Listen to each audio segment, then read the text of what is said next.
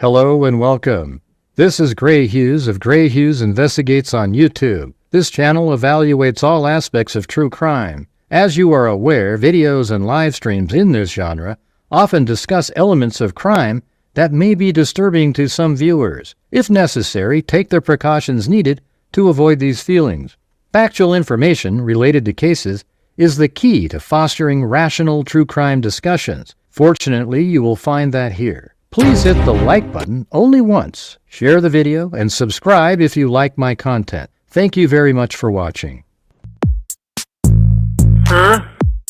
It's a house! This guy may be like the dumbest person on the face of the earth. Come on, man. What's wrong with you? Did you hear what I said? You know, that's just one step above stupid. 5 brain cells, 4 aren't working.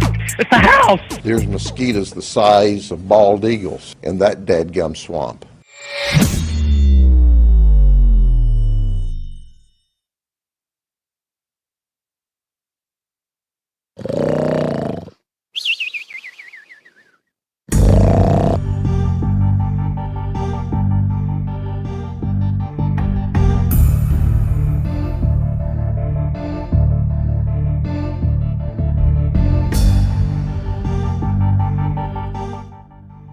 Well, how's it going, everybody?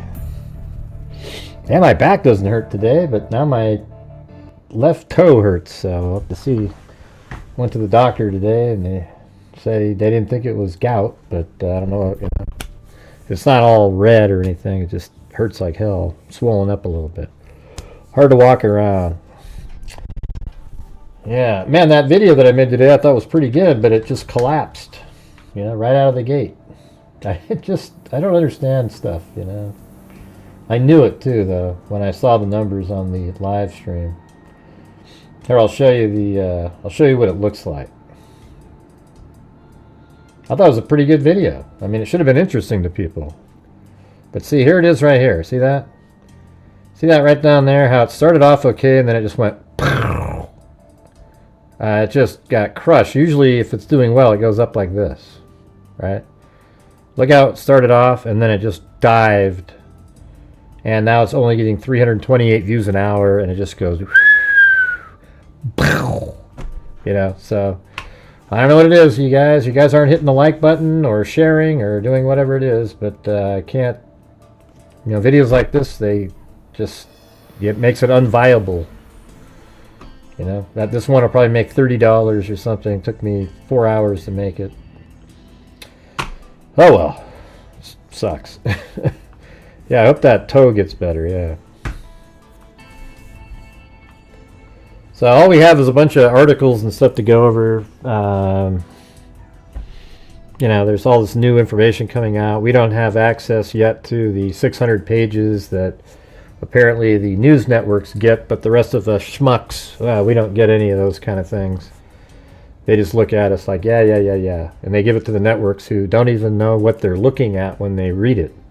It's just like, oh, look at this, ooh. And they don't know how it connects to everything else. That's the part that gets frustrating. No, it's not sciatica, it's my left toe. My back's fine. Alright, but guess what, you guys? It's another show, so we're trying to reach the goals tonight. So if you have the ability to help support the Grant Hughes Investigates YouTube channel, that would be awesome. Now we're at the halfway point of the month here. So I'd like to keep on trucking. I'm trying the best I can to make videos, to get the ad revenue up. Then we got the super chats from you guys, and then we got the channel memberships. Hopefully people will stick around, and then we got the all those different sources. And then at the end of the month I donate thousands of dollars to various true crime related charities out of the income. That's only if we get to specific amounts. If we only brought in a certain amount, then there's no extra left. Yeah, why does it make you feel better? Kelly the Wise Lady. Can go all the way DW. Nobody knows what that means. Jesus. It's not what it is, okay? It has nothing to do with that. It's just the joint in the big toe on the outer side. That's what it is, right?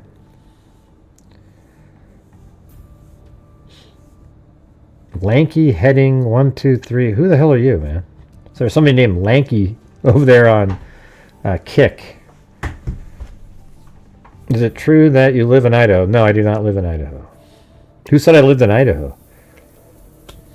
I live in Oregon, which it takes me 6 hours to get there, but I can get there.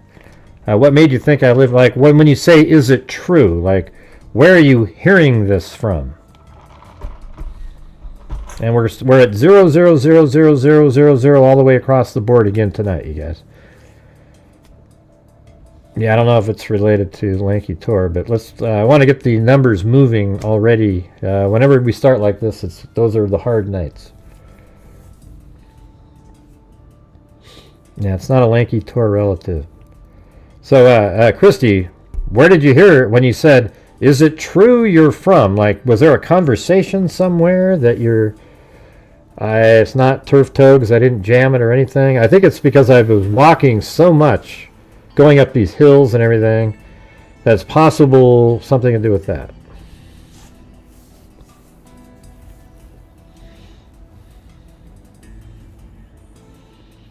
Still at 0, everybody. Still at 0. Let's see. Turf toe. No, it's not. It's not that. Notice how that person disappeared after they asked, "Is it true that they just disappeared?" I always wonder if they're trolls. I mean, why would anybody? Hey, is it true that you live in Idaho? Like there was this post somewhere where somebody goes, "Oh, that gray guy, he lives in Idaho. Maybe he lives." Yeah.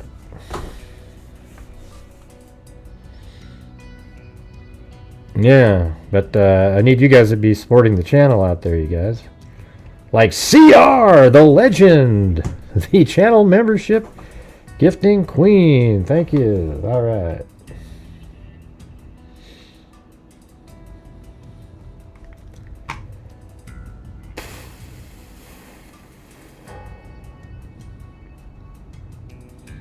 Be nice just to have one show where I never had to mention a word. God, that'd be great. Thanks, Marcy Gilmore.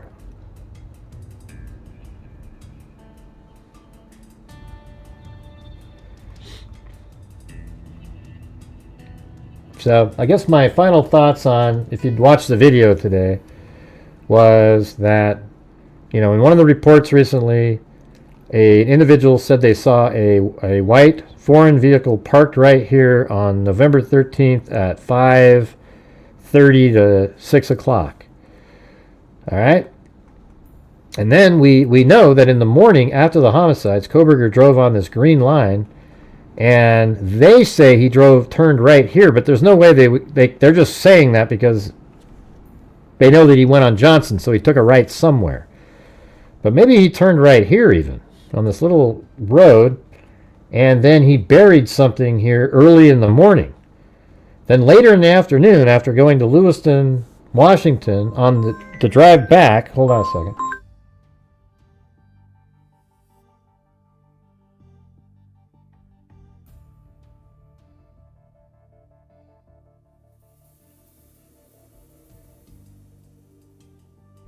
Yeah, okay.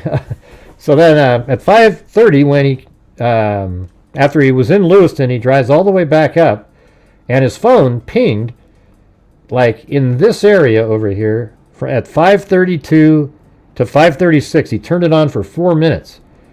And I think that when he was driving back, he turned on his mapping program for 4 minutes, and then he made sure that he got on this side street over here, or even this one, I guess. He could have came in up like that.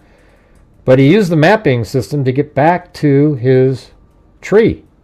And then he went to the tree, and he didn't have his phone on when he got to the tree. He turned it off while he was still on the highway. And then he drove over to the tree, picked up the bloody knife and maybe the clothing that he had put there at 5:30 in the morning. And then at that point, from 5:30 till 8:30 at night, he turned his phone off again. And the only reason you would do that if you're doing something nefarious. And what would he be doing nefarious after he'd already killed somebody? Well, he'd be getting rid of the bloody knife and the bloody clothing. So maybe at that point he picks up those items, and then he drove out past Wawawe Park, and then maybe he started driving down this highway and just chucked these things into the river at any kind of random spot. Maybe he thought there was a camera at this park that may have filmed him. We don't know. So he admits to driving by there. He drives up way over here, throws something in there, and then eventually comes back, and then his phone turns back on again, and it pings in Pullman at 8 something in the morning. I think that's like an incredibly reasonable theory based on information that we've been given. You see how that's like, there's nothing in there that I didn't use from the documents. Okay, it's actual stuff, every single bit. That's why, like, I don't know if it's what happened or not, but I think it's rational, and if it became a reality, then there you go. That's the answer. I mean, it's like, that's how you figure shit out. Thanks, Mike Weber. And up above, we also had Paul Marino, Dan's cousin. And then Marcy Gilmore up there, too. Any relation to Dan Marino, the Dolphin quarterback?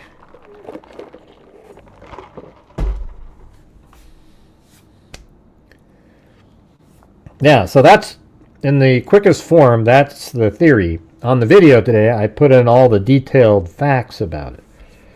Showed the spot and everything. But I just think it makes total sense. And then the 16 minutes of missing time actually matches up with my theory up here, because everybody assumed that the vehicle kind of came down here and there's 16 minutes of missing time, and then he must have been burying it, but 16 minutes is a hell of a long time, right? So up here, if he took this route like this, way out in the rural areas, this is exactly a kind of a spot that I would think he would take. Drove way out here, and then instead of continuing down, I have him going across right here, through Blaine. There's Blaine. Goes over here, and then he turns his phone on right when he gets to Highway 95, which is right there, because this wasn't there at the time.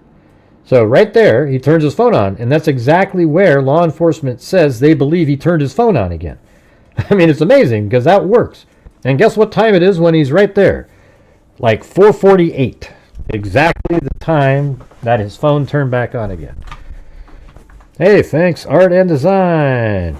She's been editing some of those images that I've got. Yeah, I mean, I think I have some good samples if you guys want to take a look at them. Yeah, I've seen the one in prison. Yeah. I just don't... Do you care? I mean, let me ask you guys something. What is it about the prison... I was talking to... I don't know if you would want me to... I was talking to a friend of mine. I'll just say the docket, right? And we were just talking about why do people care what he's doing in prison? That isn't any... I personally do not care. I'll tell you guys, because it's news that you guys probably want to hear, but I do not care at all about how people are treating him in prison. I don't care about a video of him walking around in the prison. It's like almost like a sighting of Bigfoot or something. Ooh, look at that! Ooh, ooh! My thing is, I want to get the information out there to put it together to figure out the whole story of what happened. That's what I'm looking into. So this other sort of side sensationalistic stuff, isn't really... I have gray on my TV, so hey, Kelly, hope you feel better.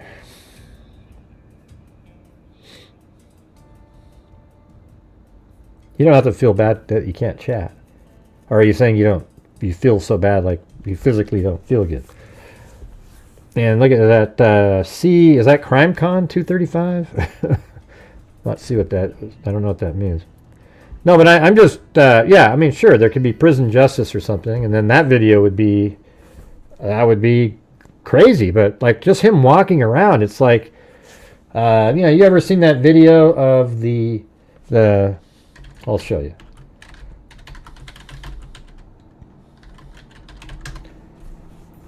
Yeah, right here. To me, it reminds me of looking at this video right here. You know, the last video of the thylacine. See that? It's just, hey, all right. Okay, that's awesome and everything. What do we do with that, though? Absolutely nothing. Because I don't know how it generates a conversation. Okay? And yeah, I said on the show last night, whoever filmed that is going to be in trouble. But who cares? You know what I mean? Like, who cares if there's an invest? See, isn't that just a ridiculous sidetrack to get on? Oh my God, they're going to investigate the leaker of the image. Ooh, it's somebody named Jim. I mean, what do you get out of that? I'm just being honest, you guys. I don't understand what is fascinating about something like that.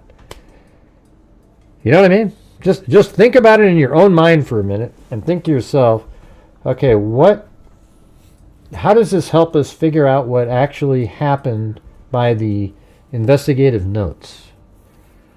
Yeah, it doesn't at all. You know what I mean? Yeah, so that's how I look at it. I hope you guys don't mind if I don't share the same enthusiasm. Yeah, it's just I mean, I'll tell you about it, right? Hey, you guys, here's another video. Here it is. But I'm not going to sit around and say, now look you notice the way he's placing his left foot. That indicates that perhaps he sprained his ankle in a bathtub inside. I mean, it's just, what do you do with it, for God's sakes? I don't know how you can do, like, these people do whole live streams on that video. What in the hell is there to talk about? Yeah, it's great if you're curious, but go watch it. I mean, it's weird how you're too curious. Like, I don't get the views because people want to go watch a stupid video of Kohberger walking around in the prison, and then everybody else's video of the same video of him walking around in prison. And then they go, yeah, I'll watch that one. Well, I forgot to watch it, Gray. I was watching all the videos with Kohberger walking around in the prison. You see how that's just frustrating as hell for the rest of us who actually take the time instead of just playing on loop in a stupid video over and over and over again? Yeah, he looks like a zombie. Hey, dang, settle down. Hey, this is the way I am, man. If you don't like it, don't watch, you idiot. I don't care. Now, get rid of Little Boston there. See you later. You already said it once. You're done now. Let's see. That's why I only watch this channel. There you go. I'll do it. You guys missed it. Yeah, come back maybe tomorrow. See if you're better. Sense of justice. Yeah, sure. Oh, yeah. It gives a sense of justice to watch him walk around. The sense of justice was when he was put in prison for the rest of his life. I don't care. It doesn't give me any sense of anything. It's just, there he is. He's in prison. He doesn't deserve that much of our time live. Hey, Norman, get the hell out of here. You're an embarrassment. Everyone wants to be one to see a clue. Right. I just want to read the documents and put it together, you know. And I guarantee you I'll see stuff that other people don't see.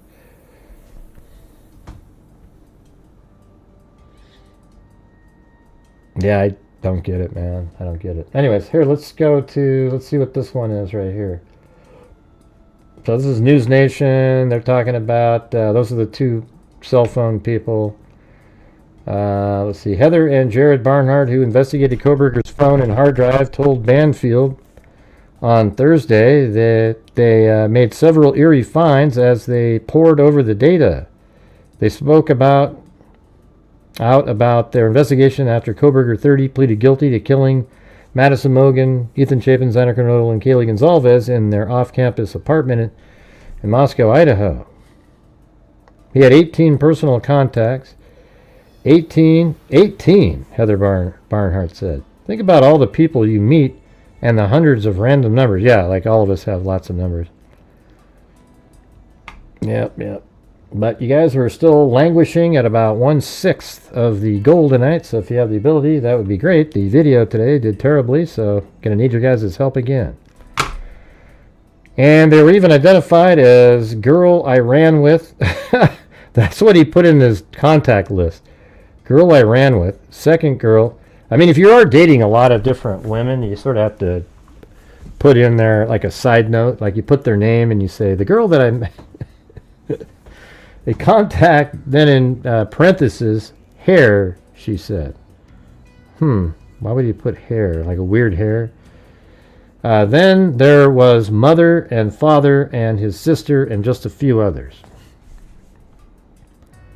Thanks, Cheryl. And also for 2 years. Look at that, 24 months up there. Thanks, Laura. The Barnharts said Kohberger saved his parents' and by the way, I don't have any I don't care if you're interested in those videos of Kohberger walking around in prison like the Thylacine. My thing is I just don't understand the hype over it. Like I get like watching it for a second, okay, great, and then never talking about it again because it's not interesting once you've seen it. And so that's my opinion on it. So don't let it affect you or at all. Just go watch whatever the hell you want to watch. I'm just saying how it's sort of frustrating for the rest of us.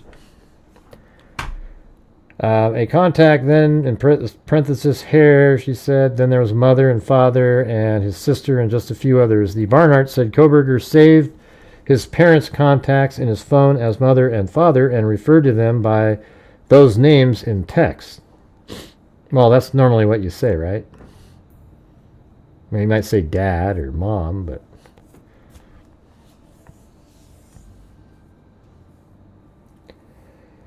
it's eerie. It stands out from any other case I've worked, Jared Barnhart said. Brian Kohberger calls to mother and father. It was revealed Wednesday that Kohberger called his mother less than 2 hours after committing the murders. I showed you that timeline today, so we do have the new timeline information. And I thought that was really interesting, right? Like right in here, this whole red section here is, first it shows him coming home, getting near his house. I bet he entered his apartment like at 5:38 or something. All right? Then just like an hour later at 6:13, he called his mother, Marianne, and got no answer. And as Kohberger would normally do, he'd call his dad and say, hey, mom isn't answering. So he called his dad at 6:14, a minute later. Then he called back, and maybe he said, okay, your mom's ready now. So then I mean, that's how stupid it is. Then at 6:17, he calls back, and he talked to his mother, Marianne, for 36 minutes. And then at 6:53, the call ended, right? And then just randomly during the same window here, we could look at this. Bethany Funk calls her dad at 7:30. Bethany calls her dad at 8. It's not related to him. I'm just saying in a timeline. Bethany calls another number. Then at 8:01, Bethany calls home. And then at 8:02, Bethany calls mom. And then at 8:03, I mean, it's weird to just sort of juxtapose in your mind that, Bethany's in that lower bedroom. And almost like a minute later, Kohberger's calling his mom. I mean, look how weird that is. Bethany calls her mom. Kohberger calls his mom on a Sunday morning, and like, who the hell does that really? I mean, like early in the morning, like at 8:02 and 8:03, right? I mean, his parents, it's 11 o'clock. But anyways, 8:02, Bethany calls his mom, and then 8:03, Kohberger calls his mom, and they talk for 54 minutes. And then inside of that 54-minute period, Dylan is using Instagram. 8:09, Dad calls Bethany. 8:41, Bethany starts taking photos. 8:42, Bethany stops taking photos, whatever that means. And then 8:57, Kohberger's phone call ends. And then 3 minutes later, the CAS data shows that he's leaving. So he was probably walking out the door, talking to his mom as he's heading over to Moscow, Idaho. And no, he does not go to the house, everybody. He's not seen on the 1112 King Road camera. His vehicle does not enter the complex. I think he drove by to get a glimpse of, he probably called and made sure wow, they haven't even gone there yet. There's no scanner audio. So he drove by, looked at it again, and drove away. I mean, it's technically possible he parked on Taylor Avenue, but then his vehicle would have driven by the 1320 Linda Lane camera if that one was working. And he would have been on there, and they would have had that in the documents. Oh, yeah, Bethany. Yeah. So whatever it is, I'm just saying that they're calling their parents in the morning. There's no connection of any kind. I'm just reading you the timeline. So at 9 o'clock in the morning, cast data leaving the area of his residence. Then at 9:04, then we got Bethany's mom texts her. And then at 9:12, Kohberger's now back in the area utilizing the same cell resource, his same cell resources as 1122 King Road. Now, I don't know where these people came up with that he was within 100 meters every one of these times. That wasn't in any of the police documents, nor has it been confirmed in any documents I've seen. Now, if the cast data comes out, we might see that, but it hasn't been. All they've ever said is they utilize the same cell resources, which means that there's a tower somewhere and their phone used the same tower as they used. That's it. He didn't log on to a network or anything like that. So that was at 9:12. His phone is in that area. Then at 9:13, basically, 9:12 and 59 seconds, you can see a vehicle matching that vehicle traveling by the A&W, which is only about less than a mile from the residence. And then the vehicle's in the area, still utilizing that same cell tower for another 8 minutes. And then it shows that at 9:32, he's returning back near his residence.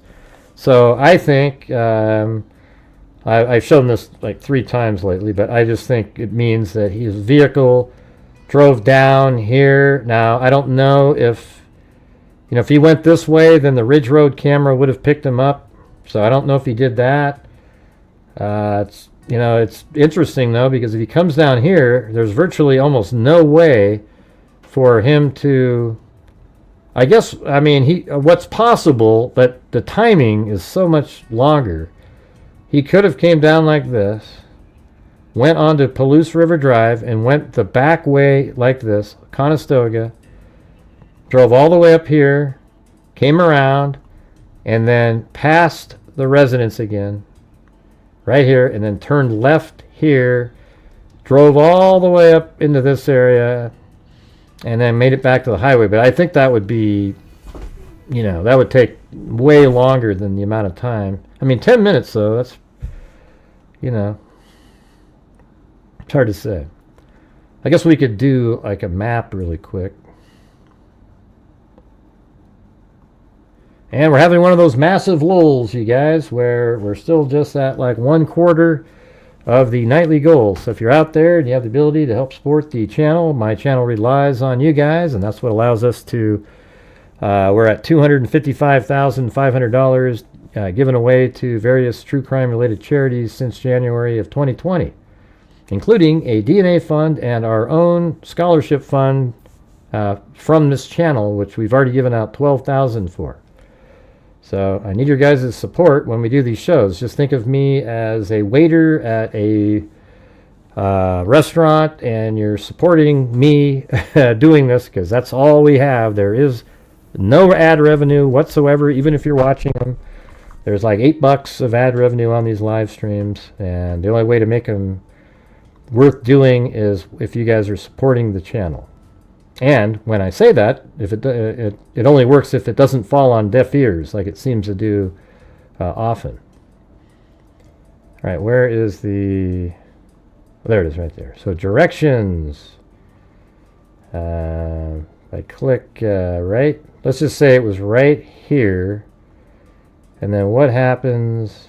The next one, I'm gonna have it go down Highway 95 here. Then add another one, and then have it go to here, and then add another one. And I think if I click right here, it should go the right way. Yep, there it goes. Boom, boom, boom. And then let's add another one and put that over here. Yep, that's exactly right. I think. Yeah, it drove right by there and took that left that I was saying. And then let's say the next one, you're over here, right there. Okay, so that would take 13 minutes to do that. Just that drive, and that's at like the normal speed. Yep, and it fell on deaf ears. You see how that worked? Just unbelievable. So, you know, when you look at it, the time frame as it drives by there on here, let's see, at 9:12, and then 9 minutes later, it's still utilizing the same cell tower resources. And then at 9:32, he's close to home. But see, that took 13 minutes, what I just showed you. So that's likely not what he did. Now, so if we go back and clear these out, and I don't know where, you know, this camera that's on that building right there. Where is it? Yeah, right here. Maybe there's one on this side and it filmed it coming over here.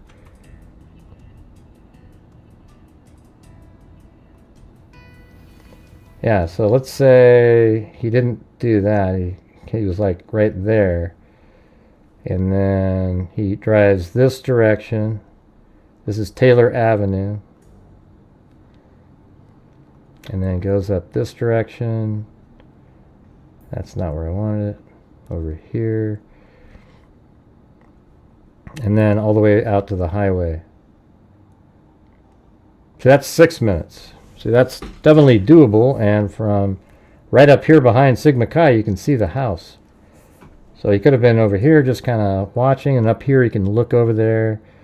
And then he gets out of there. And that's 6 minutes to there. So, you know, it's not, there's 9 minutes.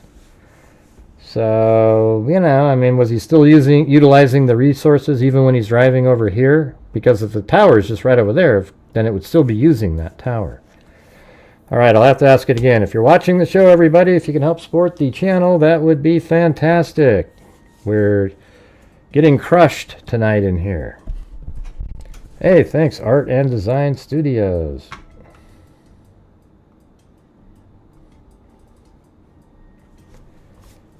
All right. Anyways, in here it said, it was revealed Wednesday that Kohberger called his mother less than 2 hours after committing the murders. He phoned her repeatedly and spent more than 3 hours talking with her the day of the crime, according to phone records. The Barnharts noted that Kohberger immediately called his father when he was unable to reach the mother and constantly called and texted them beginning at 5 a.m. that morning. Or just every day he would do that. Huh, so 5 a.m. he was still driving his car. I don't know if that's accurate there. They said phone records showed he rarely communicated with anyone other than his parents. Jared Barnhart told Banfield, let's see, that 2 days before the murders, Kohberger switched his phone off Wi-Fi, and then it was reconnected soon after the crime. I mean, so he literally turned off the Wi-Fi. Oh, we got Lisa Valenzuela with the coffee. We got Christy with a coffee, and then we got Jody with a coffee. Thank you, guys, for the coffees. Yeah, I thought one of the articles said that every day, like, he'd start calling him at 5 or 4 in the morning, even, I read. Kohberger's motive for killing Mogan, Chapin, Kernodle, and Gonzalez is unknown. Yeah. All right, there's one article. Let's see what this one says. I just added some of these rows to this timeline, though. That was cool to be able to get some more stuff. So this one says, Brian Kohberger, increasingly paranoid in the hours before his arrest, started searching for used cars. Oh, jeez. That's awesome. What do you think of that, Pro Burgers? He's looking about buying used cars. Thank you, Patricia Grizzo. Or Grizzo. Which one is it? Hey, phonetically say that in there for me. Spell it. Grizzo? Is that one the right one? The second one?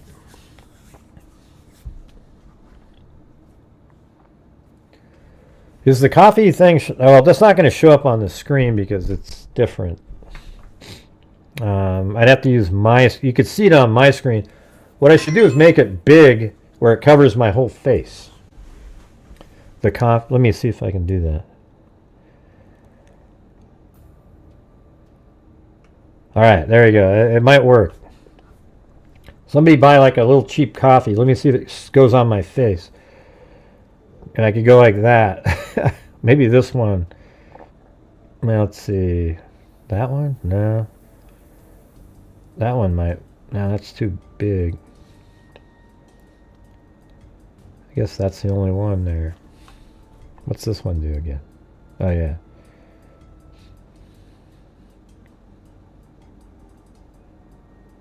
Why is it so big? Shouldn't it be equal on that?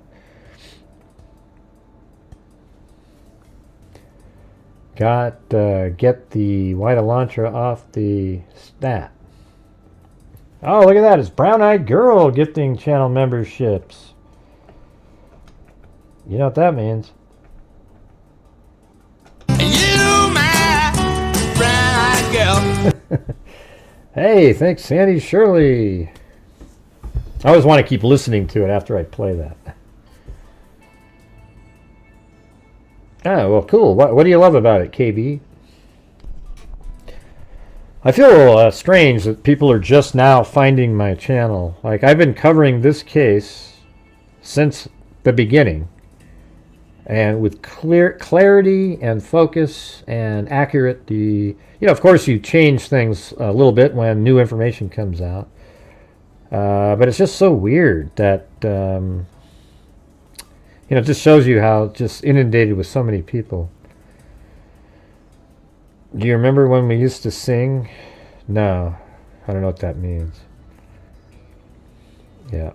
Anyways, thanks, Brown Eyed Girl. And Sandy Shirley. All right. It didn't pop up, huh? That's weird. I might have to go, like, reset that or something. Because it's on. I have it on. But thanks. I don't know. It's definitely on right here, though. Is there another one? I'm gonna have to update it. I think they changed something. You can actually modify it. So I'll see what I can do. All right. So if you want me to test it, don't send anything in to test it. If you want to support the channel, that'd be great too. But thanks for sending it in to test it. What was the answer to the question up there? So I said, KB. So what was what do you like about it? I got a lot of trolls that hate my channel. Yeah. Like I said, every time I show up on Vinny's show, I can't believe you had Gray on again, Vinny. I'm never watching again. Now, let me see. I think, let me look at let me show it to you guys. I think this is where we're at. Is it this one? Okay, here's the butt gray one. It's kind of like that. I don't think it's that one specifically. But look at that. Butt gray! That one. And then, let's see. And here's this one. I'm never watching again. Boo! Yeah, art and design. Did you ever get that other one I sent you? The butt gray one? No, I'm not laughing in the first one. I think it looks like I'm disgusted. I don't know. That's not even the one I'm using, though. It's like that, though. Let me see if I can find it really quick.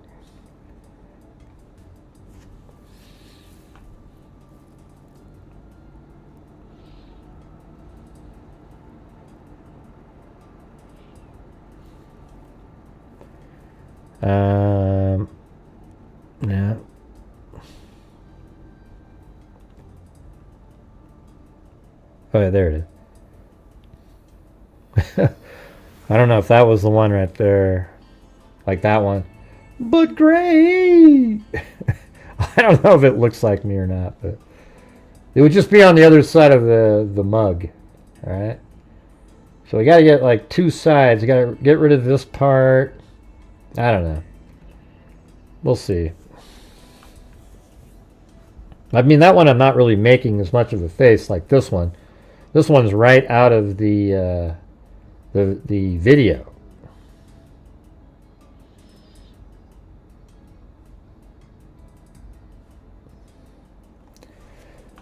Anyways, what do you guys think of those? Not too bad, right? Sometimes I turn my Wi-Fi off on my phone if, for instance, I forget to turn it back on until the next... Ah, come on, that's garbage. Jeez. Most people never touch their Wi-Fi setting. They just, maybe once a week you'll go, oh yeah, me. He obviously did it for a particular reason at exactly 4 different times where he turned his phone off and Wi-Fi at the same time. Yeah, I don't know. The first one wasn't really the one I was using. I'm talking about, there's two sides of the mug. One of them is, I'm never watching again, that kind of thing.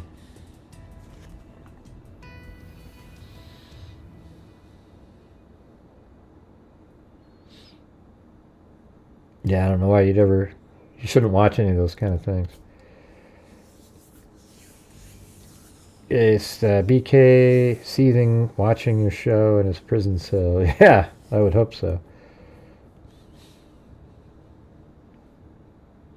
Yeah, he just turned it. I mean, listen, you guys. He turned his phone off because he wanted to avoid being detected. And so every time he did it, they must know the other dates that he did that. And I think that would be interesting to look and see what he was doing. Well, let's say on the night before he did that and he dug a hole somewhere, and he probably, the only time he would turn his phone off and his Wi-Fi is when he's doing something that in the future might lead to them knowing of him doing something. That's why I would have turned it off.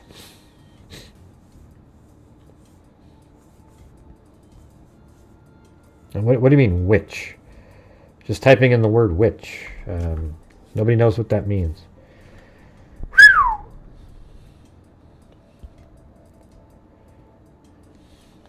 Oh, I wasn't on live chat. Your first word.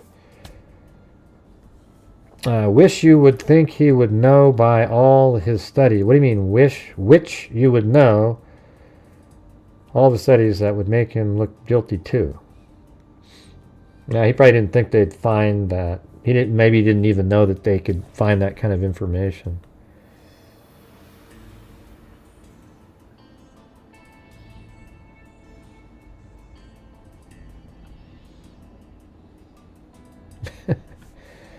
The fact he turned it off shows he was... Alright. On December 29, 2022, at 9:08, Brian Kohberger read an article in the New York Times about the ongoing search for the driver of a white 2011 to 2013 Hyundai Elantra. He's probably going, ha ha, I've got a 2015. So he actually read that article on December 29th, the day before he was arrested. 2 minutes later, he searched online for auto detailing shop. And at 9:19, he started searching for used cars. He was going to trade that sucker in, including the Ford Fusion, Volkswagen Jetta, and Honda Civic, according to digital forensic expert Heather Barnhart, who was hired by the prosecutors.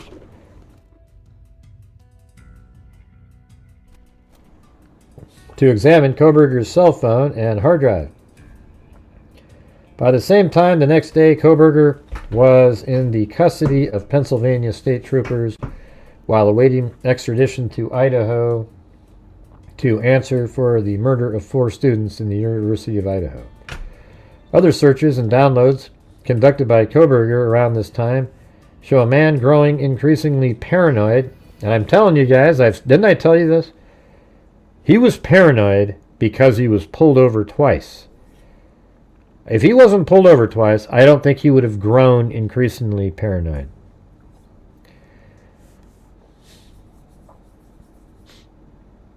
And you know, it's so funny. You know, every time I mention that I think he left the knife sheath there intentionally, you know, I could see it either way, but I lean in that direction. You always get these people that are just so incensed, you know. And I think the reason, you know, for some of the reasons I think he left it there intentionally was, you know, he was trying to emulate the famous serial killers who left signatures or calling cards. That's what this would be. And you might ask yourself this. Somebody comes in. Why would he go into the house with the knife sheath, with the knife in the knife sheath, with, like everybody says, he didn't have a belt, Gray, he didn't have a belt. So what was he doing with the sheath while he was stabbing people? It was in his other hand? I mean, that's ridiculous. Why wouldn't he just leave the sheath in his car when he went into the house, stab people, leave? Instead, he brought it in there with him.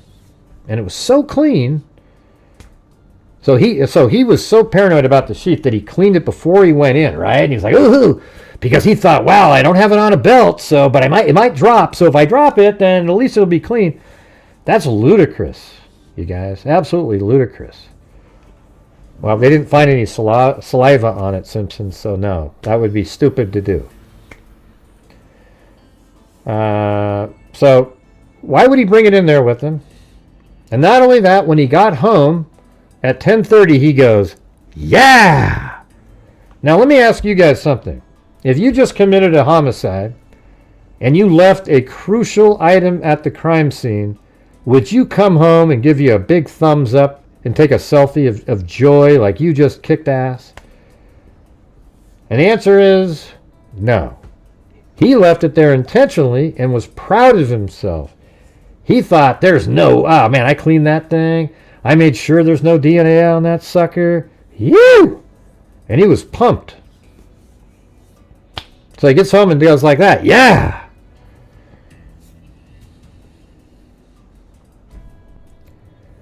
Right. Maybe he wanted his moniker. Yeah, of course. We've said that 100,000 times. Kohberger, the K-Bar Killer. Or, you know, it's like, it's just, you know, if he's ever going to get arrested, it would be Kohberger, the K-Bar Killer. And it's also, you know, K-Bar Kohberger. It's just, why would he not want people to see that he used a K-Bar knife? Of course he did. He wanted to do a shout out to, what the hell's his name? Man, his name is in there. Rolling, Danny Rolling. I mean, he was giving a shout out to him.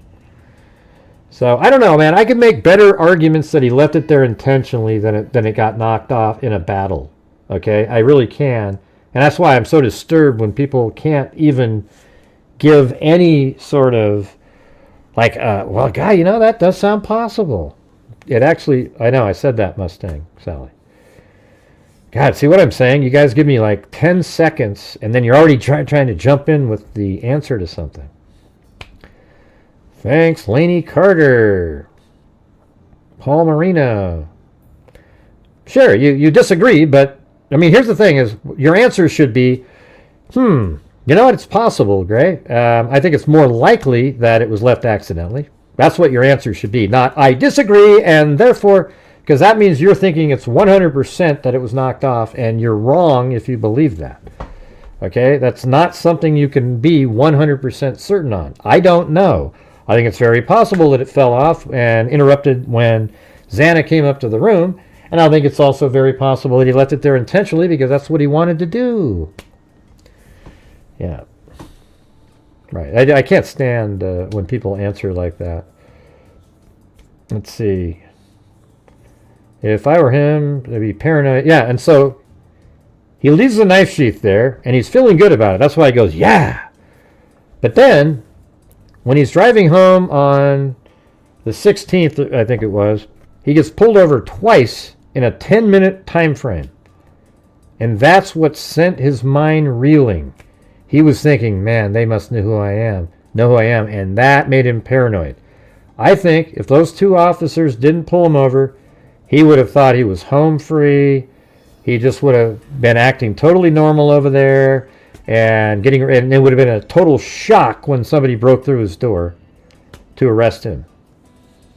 And that's why he was paranoid. He wasn't paranoid because he left the sheath there. He was paranoid. He might have thought then, oh my God, did I miss something?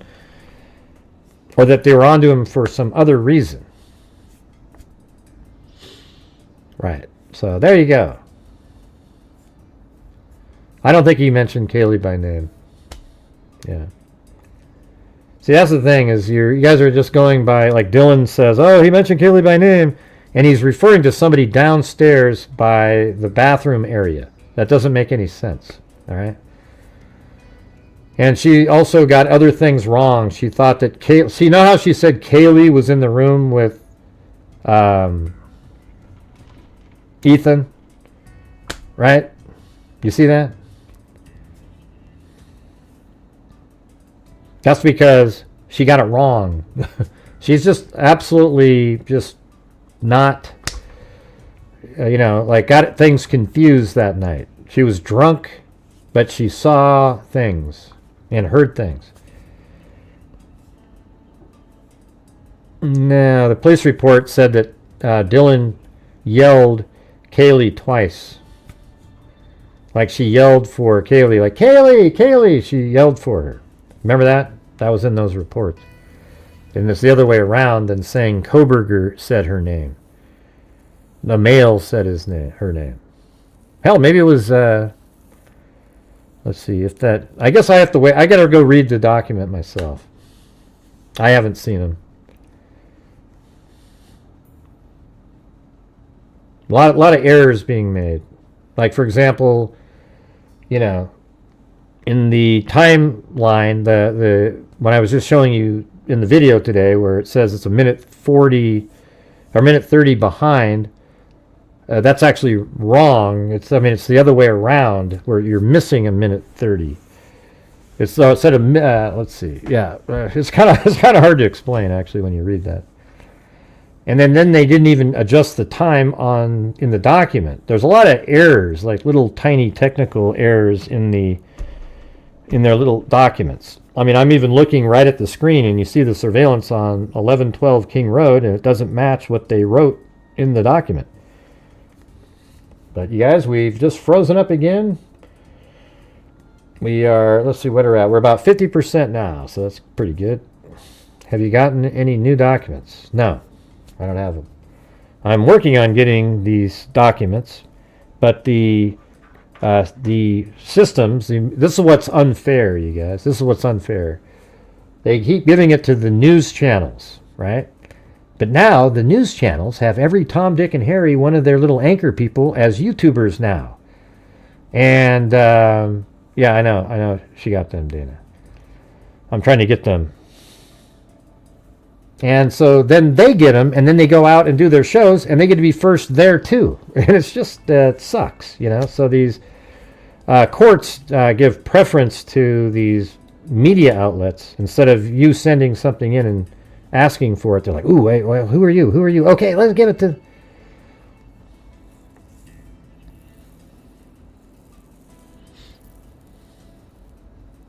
Yeah. Yeah, I'm just not interested in people putting too much weight into the actual wording that Dylan said, and therefore it means something. It doesn't. I know that if you're somebody that wants Maddie to be the target, oh wow, it must mean that he knew who she was when he was in there. Yeah, who knows? And by the way, he would know their names, wouldn't he? He would know both of their names. He'd know Madison and he would know Kaylee. But the only time he'd be yelling Kaylee's name when he was upstairs in the room of Madison and he's attacking them. I don't know how Dylan would actually be able to make out something really clear like that. I mean, she is right below, but, it would be kind of muffled with the ceiling. Now I've requested every single document that's out there, and some of us just aren't fortunate enough to get to have them.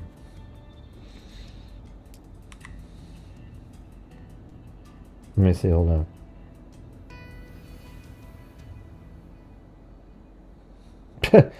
You know what? I'll tell you something that's lame.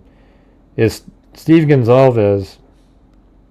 He said that he wasn't able to get them, and they have to go through the same channels as the rest of the people. That's bullshit?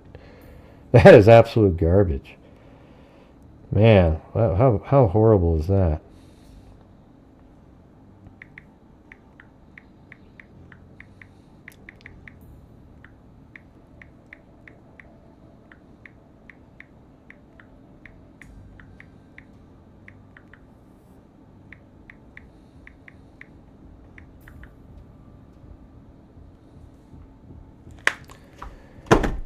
All right.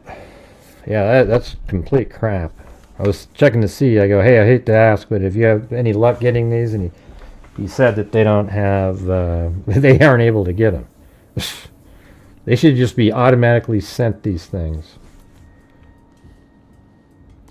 Yeah, the sheath could have got there a million different ways. We don't need to talk about how it could have been ripped off. I mean, it just, God, everybody knows that. I don't know what the answer is, you guys. I don't know if the knife sheath was left intentionally or it was taken off. But I can see it being either one equally as likely. Okay? Because I know the facts of the case. I can actually work through it.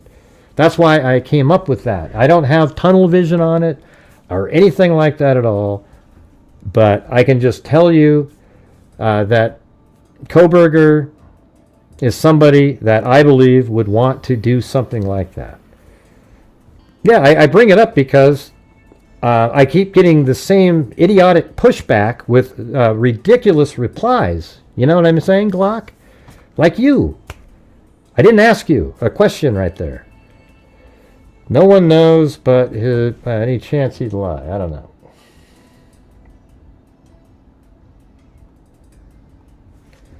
All right, let's see. No one knows, but yeah, and right. And if you asked him, let's say Kohberger left the knife sheath intentionally as a calling card. Do you think he would ever admit it?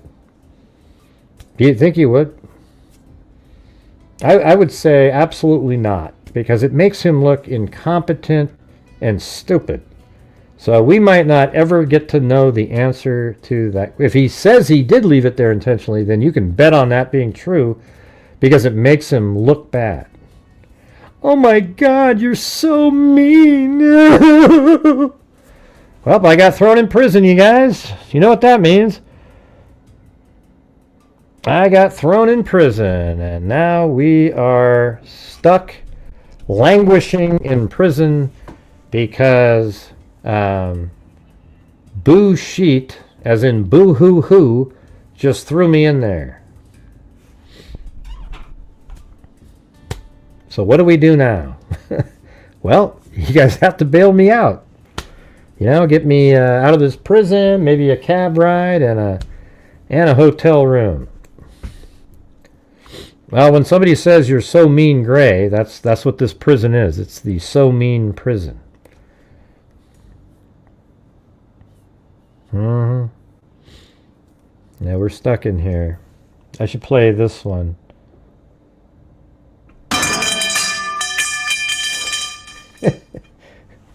That's the door shutting. I can't answer any questions until I get bailed out.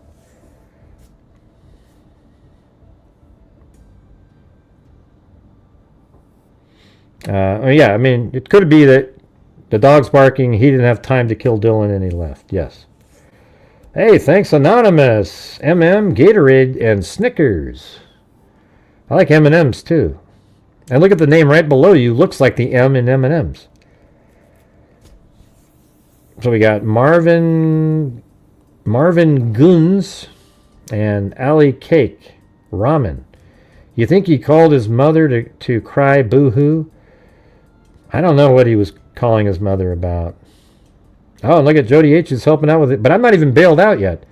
There wasn't one person above that designated anything to the bail fund. Oh my God, Gray, you're so mean.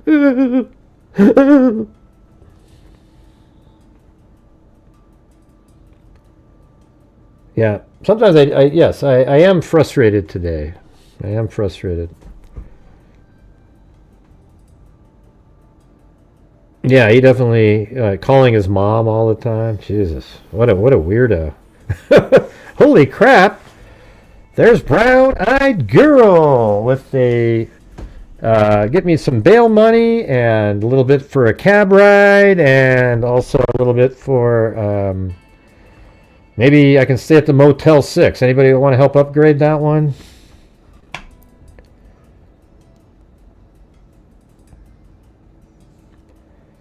Let's see. Anyways, thanks a lot. Appreciate it.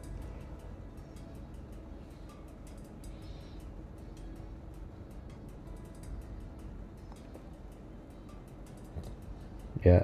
All right. I think I'm gonna get out of here now. And we're out of there and back to the.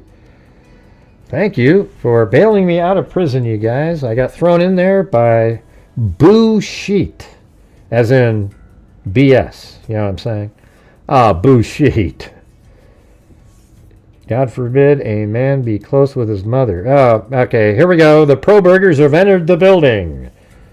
God forbid he be close to his mother. You mean he calls her every single day? He's a freaking doctoral student.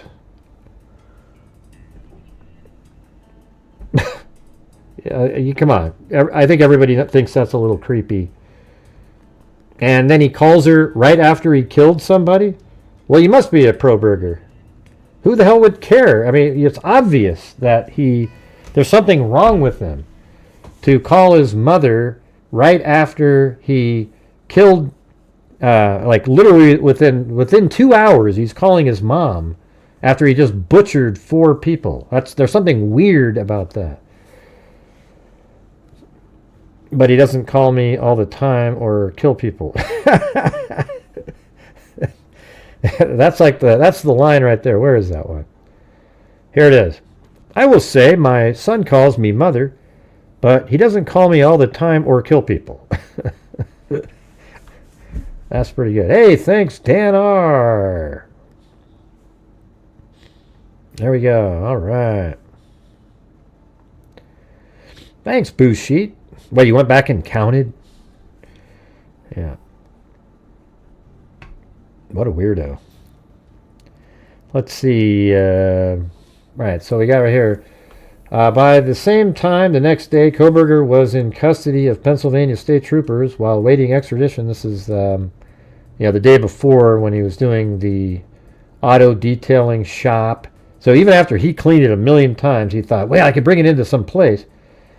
And then he thought, well, maybe I could trade it in for another car. Other searches and downloads conducted by Kohberger around this time show a man growing increasingly paranoid as authorities closed in on him as a childhood home.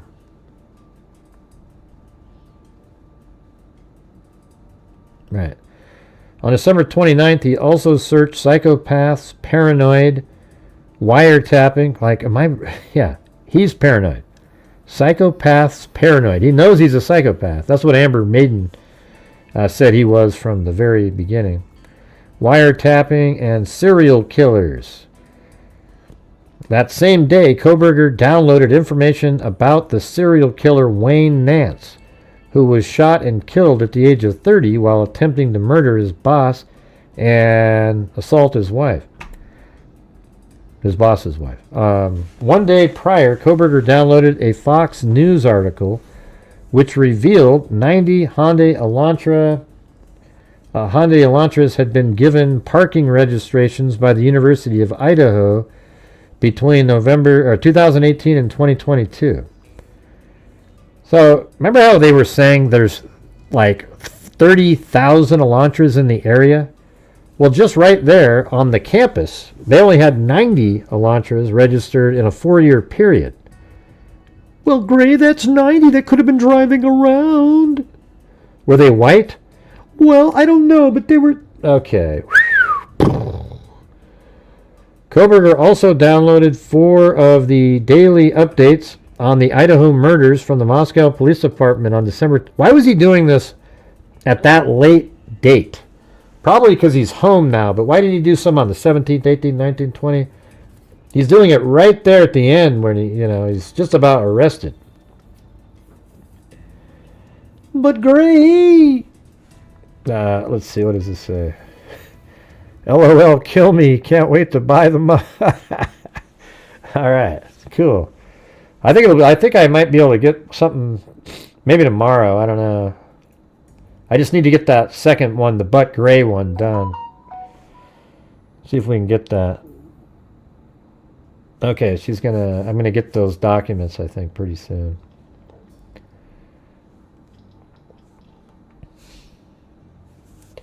Kohberger also downloaded 4 of the daily updates in the Idaho murders from Moscow Police Department on December 28th. 3 days earlier, he had spent Christmas Day downloading stories on more than 20 serial killers. Man, Jesus. I mean, look at that. What was that again? It's Christmas Day. Everybody's like, I wish you a Merry Christmas. I mean, it was like, all these people running around. You guys will watch Christmas Story, right? What's he doing? He's over on the computer looking up 20 serial killers. Yeah, nothing wrong with that one. Everybody's watching Christmas Story, maybe A Wonderful Life over here. And what's Kohberger doing? He's off in the corner waving people away when they're offering him eggnog so he can look up 20 serial killers. Yeah, there's nothing wrong with that. That's what normal people do on Christmas. Although I have to admit, I'm sure on a Christmas, we've done a show where I've done discussed a serial killer or something on one of the Christmases. I didn't look up 20 of them, though. I wonder if he hates his mom, so he called her while revisiting. Thanks, Tina G up there. Revisiting the crime scene. I'm reaching, I'm sure.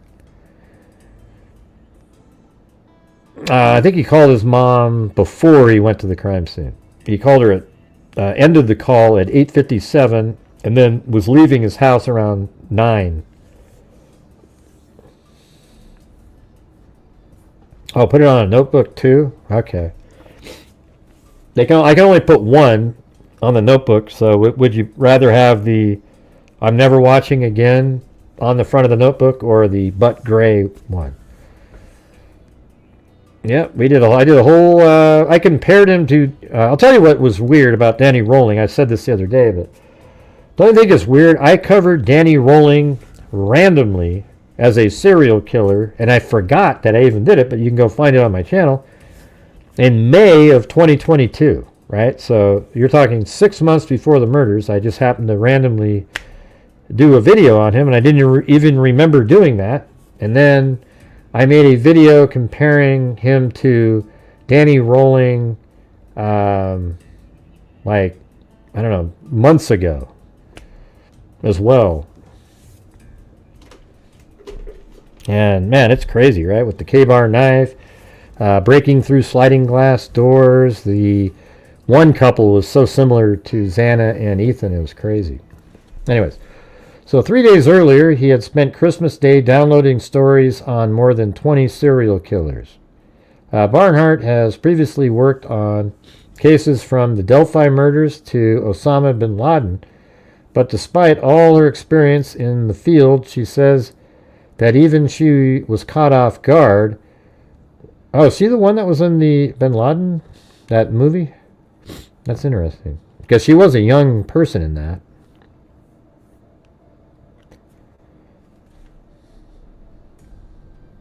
Wasn't her picture in there? That's weird. I remember watching that special on bin Laden, and there was this really young, I think that's her, actually. Yeah. That's funny. If that's her, hell. I can't see it.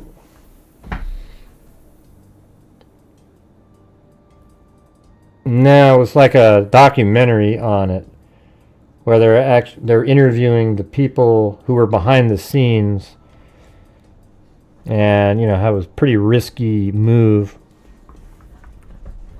but they were pretty certain. They weren't 100% sure. No, it wasn't $0. No, that's not what it was. It was just a documentary. It was more recent, like it was new.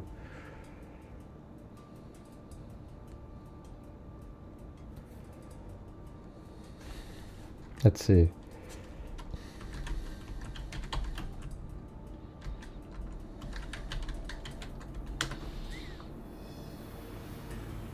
I think it might be this one right here. American Manhunt, Osama bin Laden, Netflix documentary, May 14th, 2025. That's the one.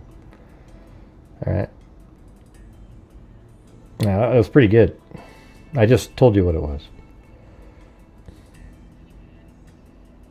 I mean, you might want to look into that and see if it's the same person.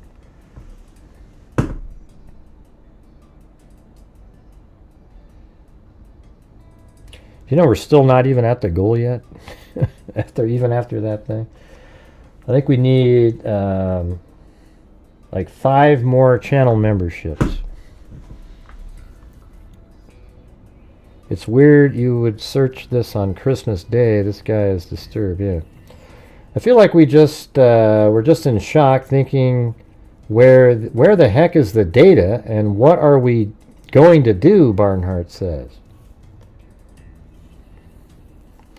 Because when people call me, I always say, oh yeah, we can't find it.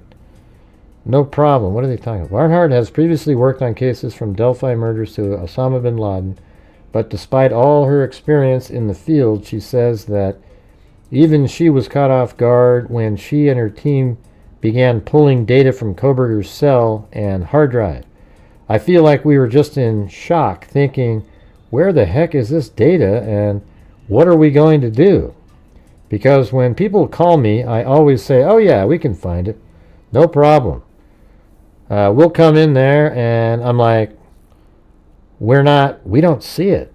Barnhart says that Kohberger was incredibly skilled when it came to scrubbing his phone of information and similarly really good at anti-forensic aspects. So they actually have these programs. You know when I don't know if you guys are aware, but this is kind of how it works.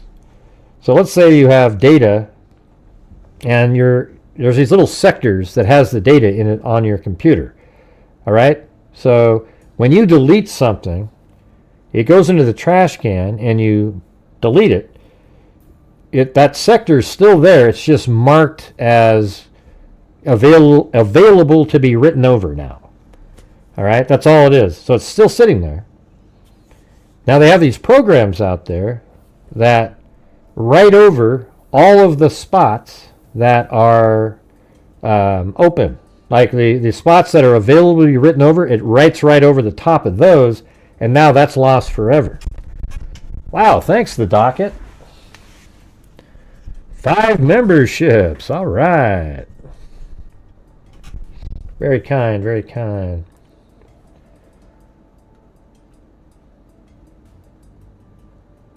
And if I get those files pretty soon, I'll send them over. We'll see. Let me respond to this.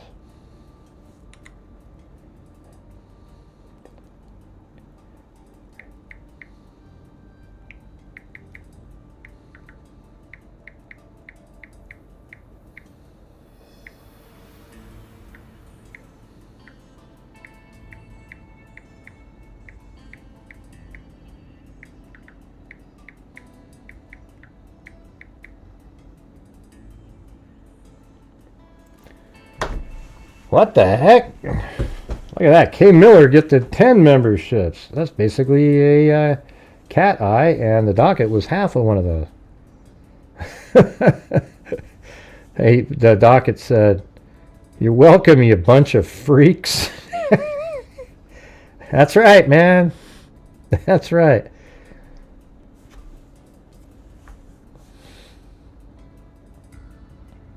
That's funny. Hey, thanks, K. Miller. That's very kind. Thanks. Very nice. Oh, man.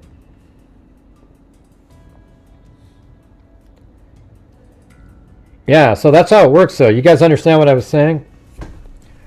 Here, let me just. I could probably give you like a.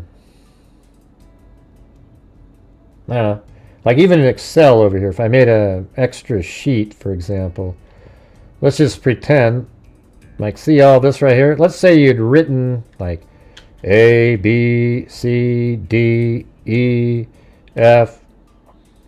I don't know if you can. You guys even see that? It's so small. What if I do like? Is that going to work if I? No. View. Oh, zoom. I'll do like 200%. All right, see those up there, right there? See that? Those letters? A, B, C, D, E, F. Let's say that was the little bits or sectors on your computer, and you wrote to that, right? And then you go, oh, I want to delete this. So when you delete it, it really just kind of, like, see the letters are there, right? So it's kind of like going like this. Not like that. It's like going like that. Okay, the letters are still there, but it marks it with the blue there. It can be written over now. So now if you install some other program, it'll write right over the top of that. But if you hadn't deleted it, it wouldn't allow you to write over it. It's there, okay? So as you can see, A, B, C, D, E, and F are still sitting there, right? So these forensic people can come in and get that information. However, they have these programs that go out and write right back over the top of this, and it'll be like, it'll turn it white again, basically. Well, I don't know if it does that, but it writes right over the top of those same sectors. Like it'll go X, X, X, X, X, X. Now you can never find A, B, C, D, E, F ever again. It's gone permanently. That makes sense? I don't know if anybody was even paying attention. Not one comment related. God, I love that. All right.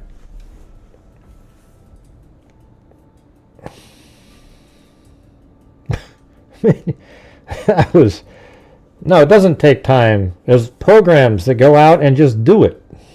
It writes right over the top of it.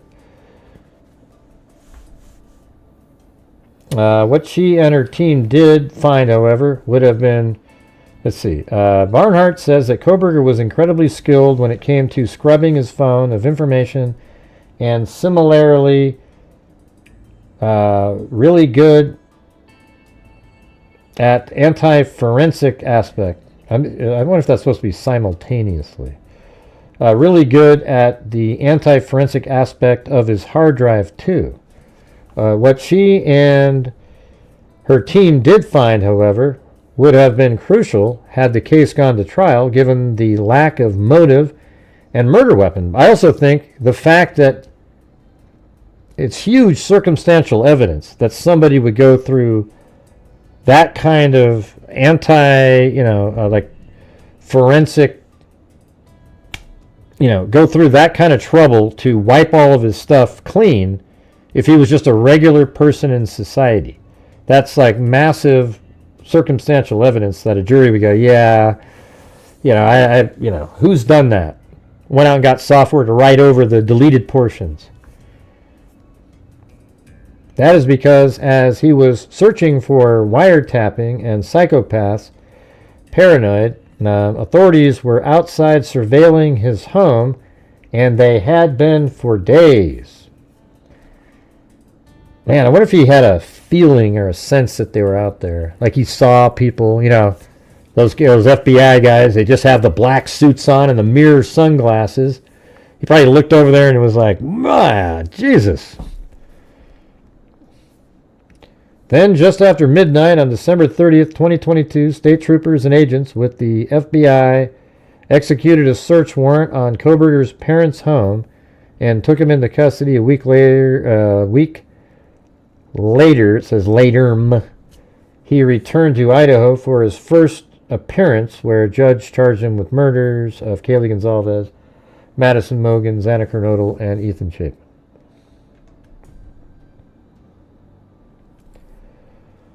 All right, there's that one.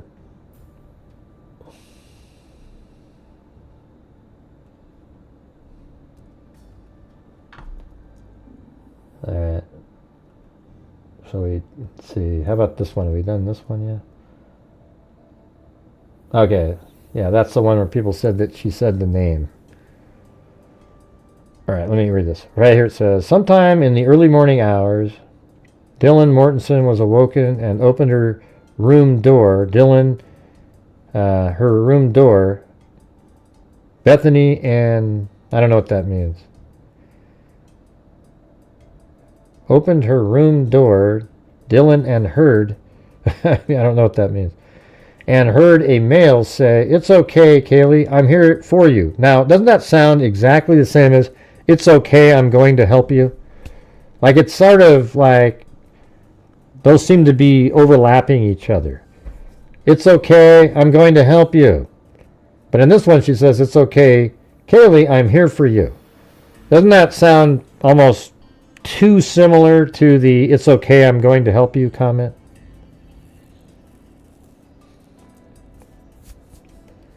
She then shut her door. A short while later, she opened her door again and saw someone. See, this would have had to have been, this is the Xana moment.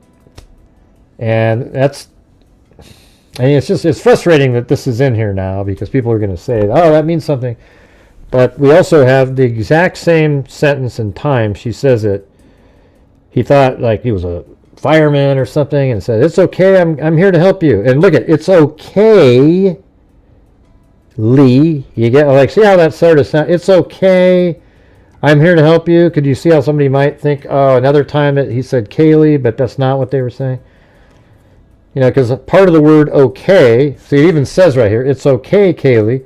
It's okay, I'm here to help you." You have almost all the same words in there. So you might take a look at that. New documents released by police have shed new light on the 2022 killing of 4 Idaho college students. In an interview with the Idaho State Police, a surviving roommate said Brian Kohberger mentioned Kaylee Gonzalez by name before stabbing her to death in an off-seat, but that's not the person that she was talking to because that's the timing of Xana. Sometime in the early morning hours, Dylan was awoken and opened her room door and heard a male say, "It's okay, Kaylee, I'm here for you."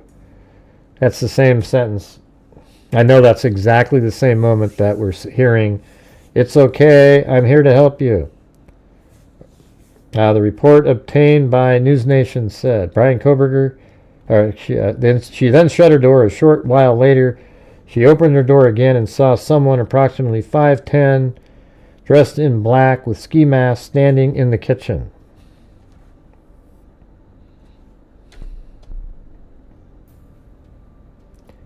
If the surviving roommate was correct, Kohberger not only knew Gonzalez's name, but also where she lived, which could suggest it was a targeted attack. See, there you go. See, now we've got to, of course it was a targeted attack, and of course it was either Madison or Kaylee, and of course he would probably know both of their names. You know, if he was following them on social media that we're not aware of. But I think you're conflating the "it's okay, I'm going to help you." The documents also reveal a criminology professor at WSU, where Kohberger was teaching assistant pursuing a PhD in criminology, warned other professors and supervisors that Kohberger might be a predator. What?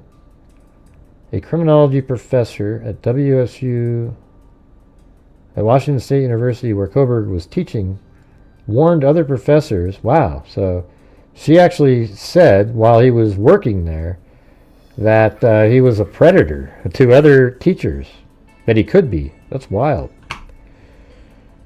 And they didn't do anything.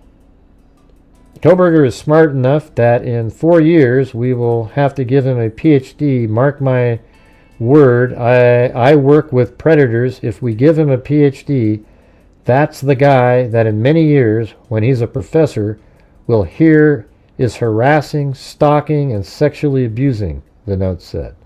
Wow. That's insane. That might be from the stuff how he was treating women in there.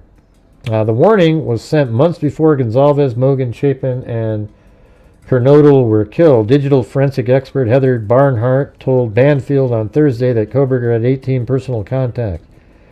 Think about all the people you meet. Yeah, we already ran over that part. All right.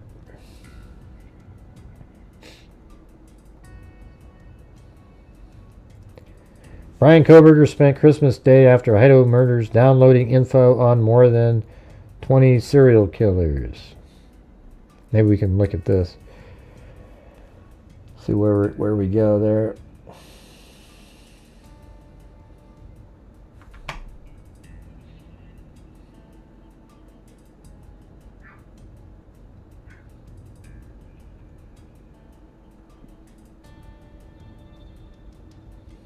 And here we go.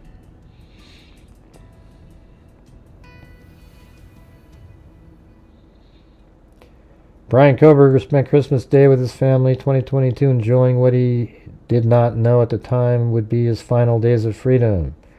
As many went to sleep after a day of food and family and presents, Kohberger pulled out his phone and began downloading information on serial killers.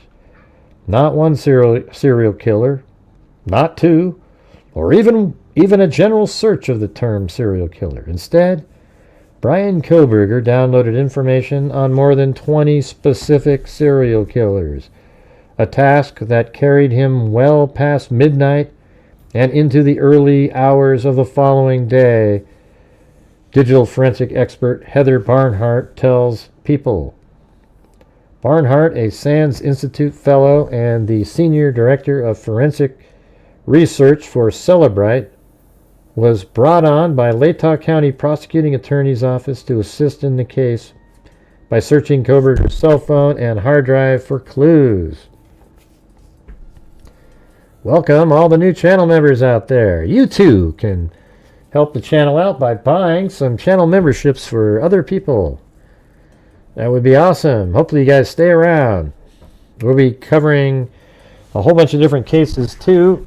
These are just a lot of documents coming out now, so this is the case I really want to try to put together.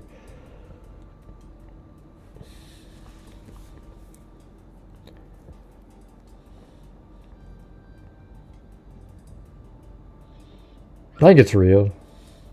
I just don't care about it, Nikki. Yeah, so I think it's definitely real. I just don't, it's like, oh, look, there's Kohberger standing in a prison cell. Ooh. I'm just trying to figure out, what do you talk about next? Once you show the video, what's the next topic? I mean, I thought the room looked bigger than I thought it was going to look. Other than that,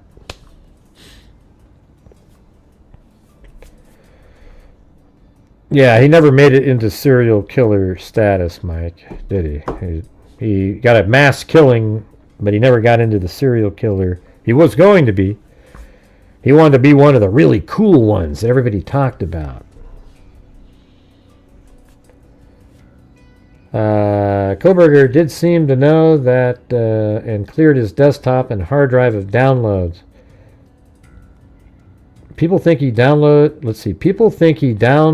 things while their browser is incognito mode. It stays private, but it does not. Kohberger did seem to know that and cleared his desktop and hard drive of downloads, Barnhart says, but he forgot to clear his Android. That is how she discovered he downloaded information on Betty Lou Beats, Randy Kraft, William Lee, Cody Neal, Danny Rolling, Joel Rifkin. I think we've done that one. Ted Bundy, I did that one. Altamio Sanchez, Glenn Rogers, Kerry Stainer, John Wayne Gacy, Harvey Glatman, Paul Bernardo, Rodney Alcala, Robert Hansen, Gary Ridgway, David Parker Ray, Cleophas Prince, Ed Kemper. I did one on Ed Kemper. And Dennis Rader. Ed Kemper is, he's one of the scariest ones of them all. That guy is, he's just sort of like this oaf. Hold on a second. I gotta do this.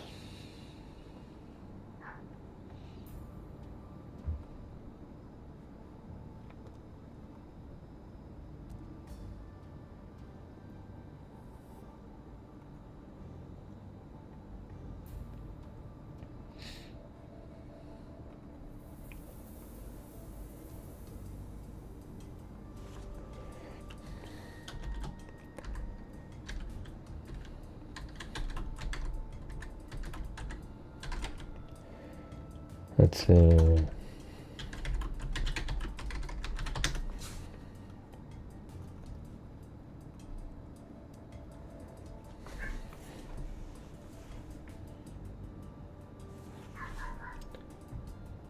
Sure, is this more than 1 pages?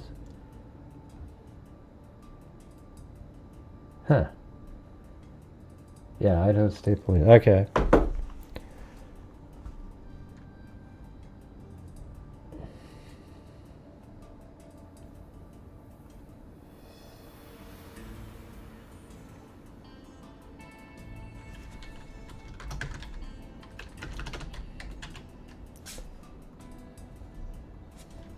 Are you out there at the docket?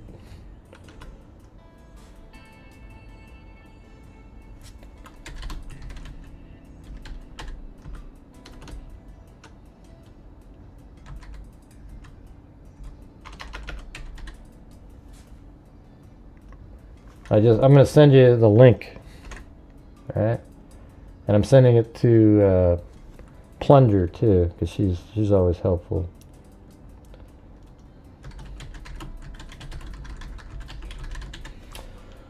All right, there we go. Let's see if it. Tell me if it worked or not when you get that. All right, hold on. I might have to. Let's see if this came in. Yeah, 556 pages long. All right. It is a lot of stuff in there for sure.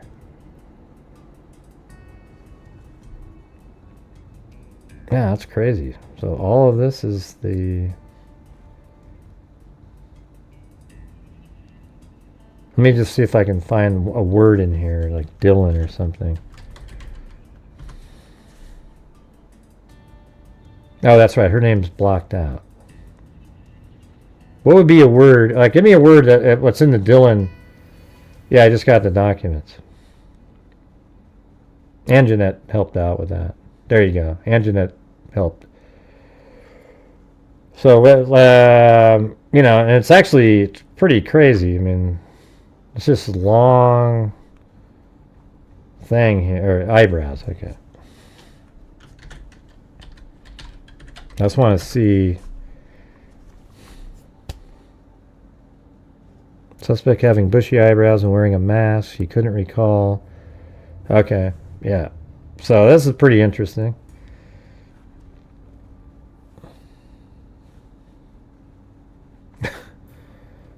Is this PDF? All right. So like here it is, the whole thing right here. Massive, long. I sent it to the docket, and so Anjanette got this. I mean, yeah, the other news outlets have it, and I just think it sucks that like all of us are so far behind.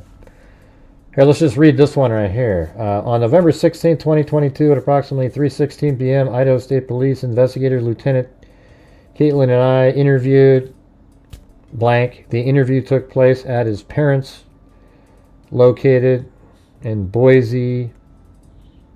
His residence. Okay, he had known Mogan since their freshman year, and they were in the same pledge class for the fraternities and sororities in campus. Mogan had dated some. I don't know. Let me just. I gotta look through this thing because it's a lot of it's just kind of these random interviews. I mean, they're not random. They're people. I think all of these are different interviews here. But there was some images I wanted to quickly look at. I guess we got a lot to go through now. All right, you guys. All right.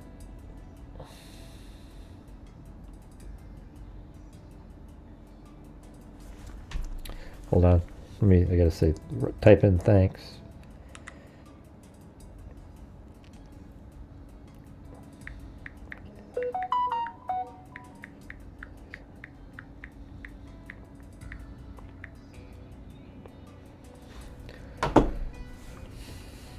All right. There was pictures in here. I wanted to look at them. What were they? They were like automobiles or something.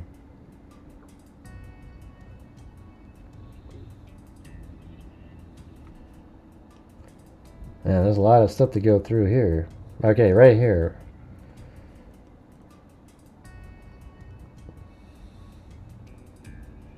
Is this... Is that the Elantra? 214, 1132. I can't tell. I mean, it kind of looks like maybe an Elantra, but... Is that when it was driving by the...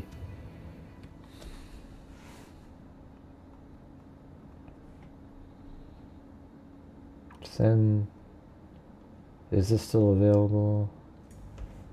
I don't know what that is. It's not driving. That car is turned off. That's probably just somebody turned in a tip or something.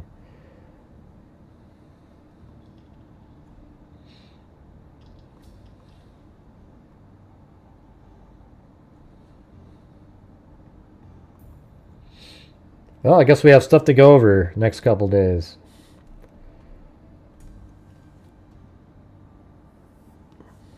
Crime scene, Idaho State Police.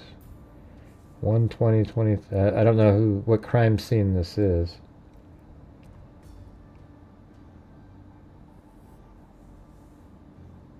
Actually, that looks like that might be in... If that's the corner... This is the top of the stairs, and that's the corner where the TV is. And that's a window. I mean, that's possibly inside the house right there. That might be a backpack. I can't tell, though. But it does sort of look like that. Should I open up my 3D model just to kind of check it out?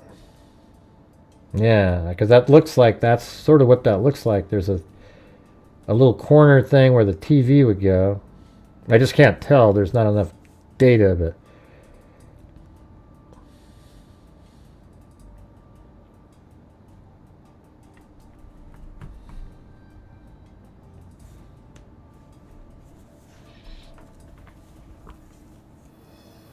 Yeah, I'm opening up the model here. I'd actually think if there was an image of the living room out online, that would probably even be better. But just in general, because I know the window's right there.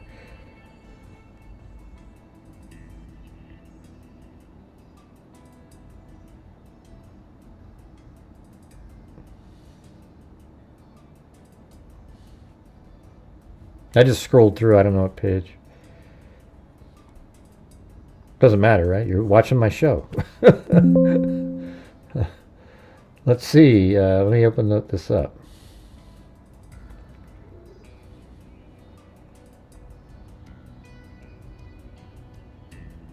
M10, I already said that.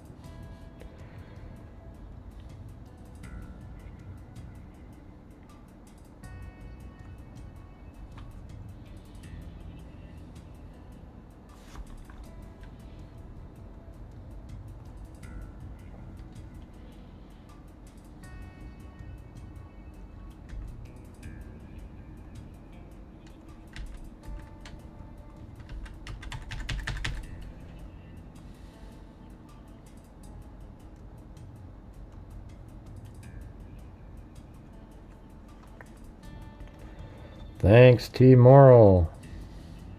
You're not saying too much. I'm just saying I just said that. That's how I talk, man. You can say whatever the hell you want. Let's see. Here's the head camera. And then this will be it. So watch this, M10. Here we go. We're going through. We're downstairs right now. And now we're going up the stairs. Now right there. I mean, doesn't that look really similar? Like there's a window even, then this little corner spot right there. Doesn't that look similar?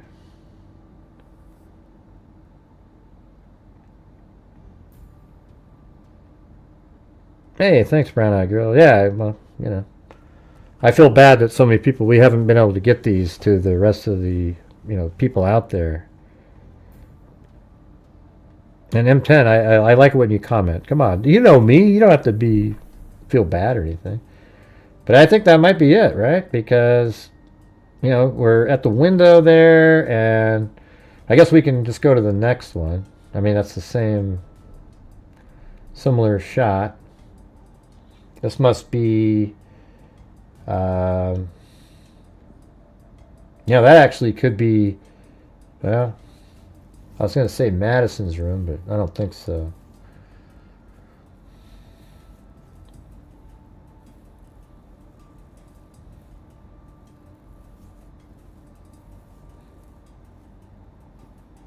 I mean, could that be Xana's room? And that's right there on the right when you come in? Like, doesn't that sort of look like that same... Let me go look.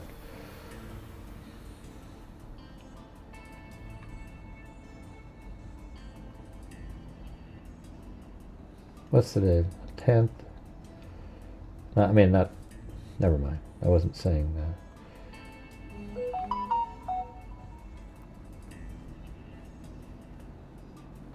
I was thinking maybe that was her desk, but this different. Because it doesn't have a little knob on there.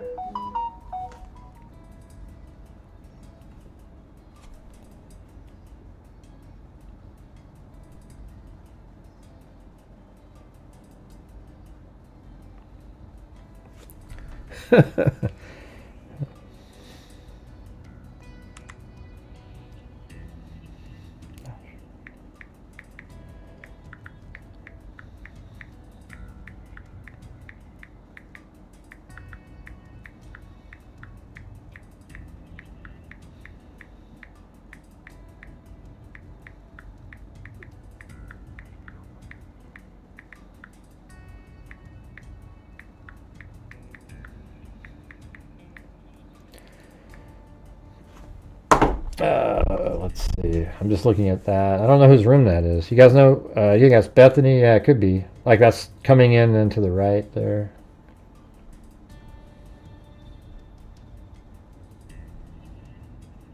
What about Dylan's room, maybe?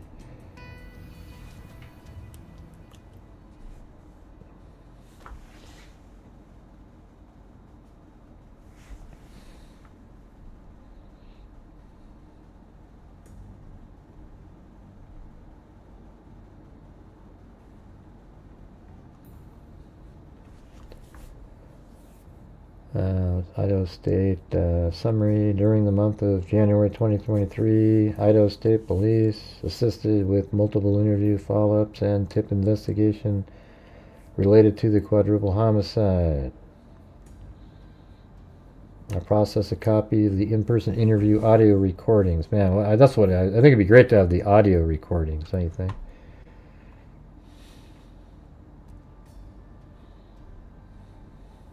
Yeah, it could be Kaylee's room. I don't know. I mean, these kind of pictures here don't help me figure out anything. This one, you know, none of these really. Actually, you can see the bed over there. Maybe that is Kaylee's room. Here, let's look at something. Where is that picture?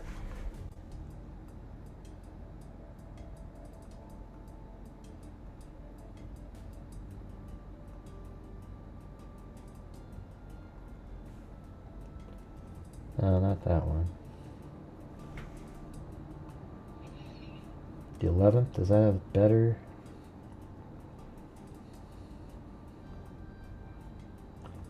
Eighth.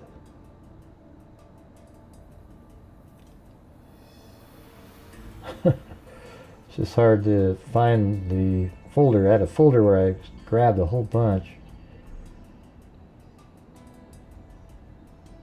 It's not it. That's not it.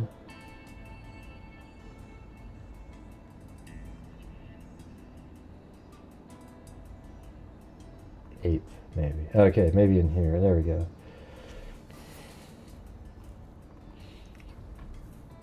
So there's that room is Dylan's.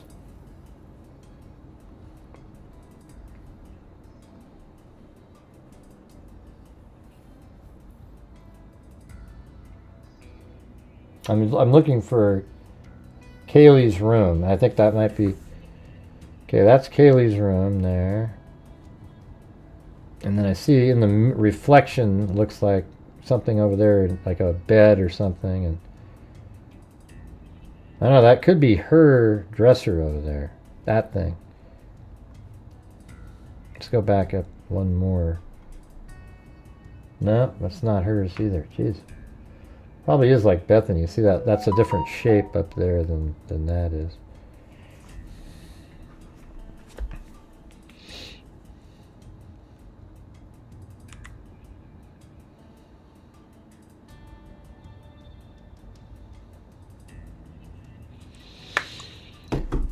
Yeah, the blanket I was looking at, it looked kind of greenish maybe, but that doesn't match there, so that definitely looks like that's in the living room. And they did mention a backpack, and then I don't know if they moved the couch out or something, but it looks like they put that blood testing material up here.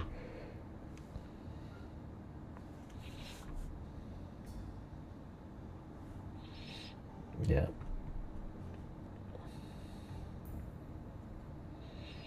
Yeah, so I guess there's a lot of stuff to go through here. These are all like different interviews, I guess.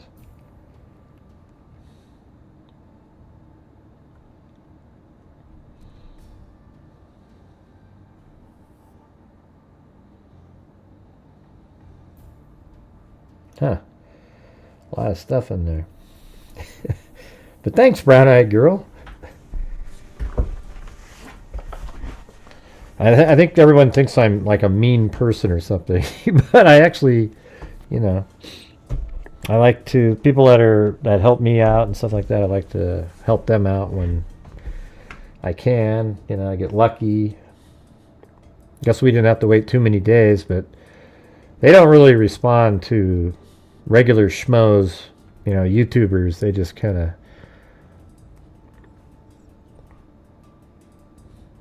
So if you're somebody, who's new to this case that's in here right now? Is there anybody that's really new, just kind of in the last week or two is when you started following this? Anybody out there? You're so mean. Hey, anybody that's sort of new, like you don't really know the layout of the house?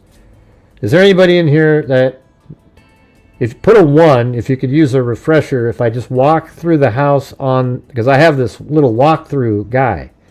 Does anybody in here need that?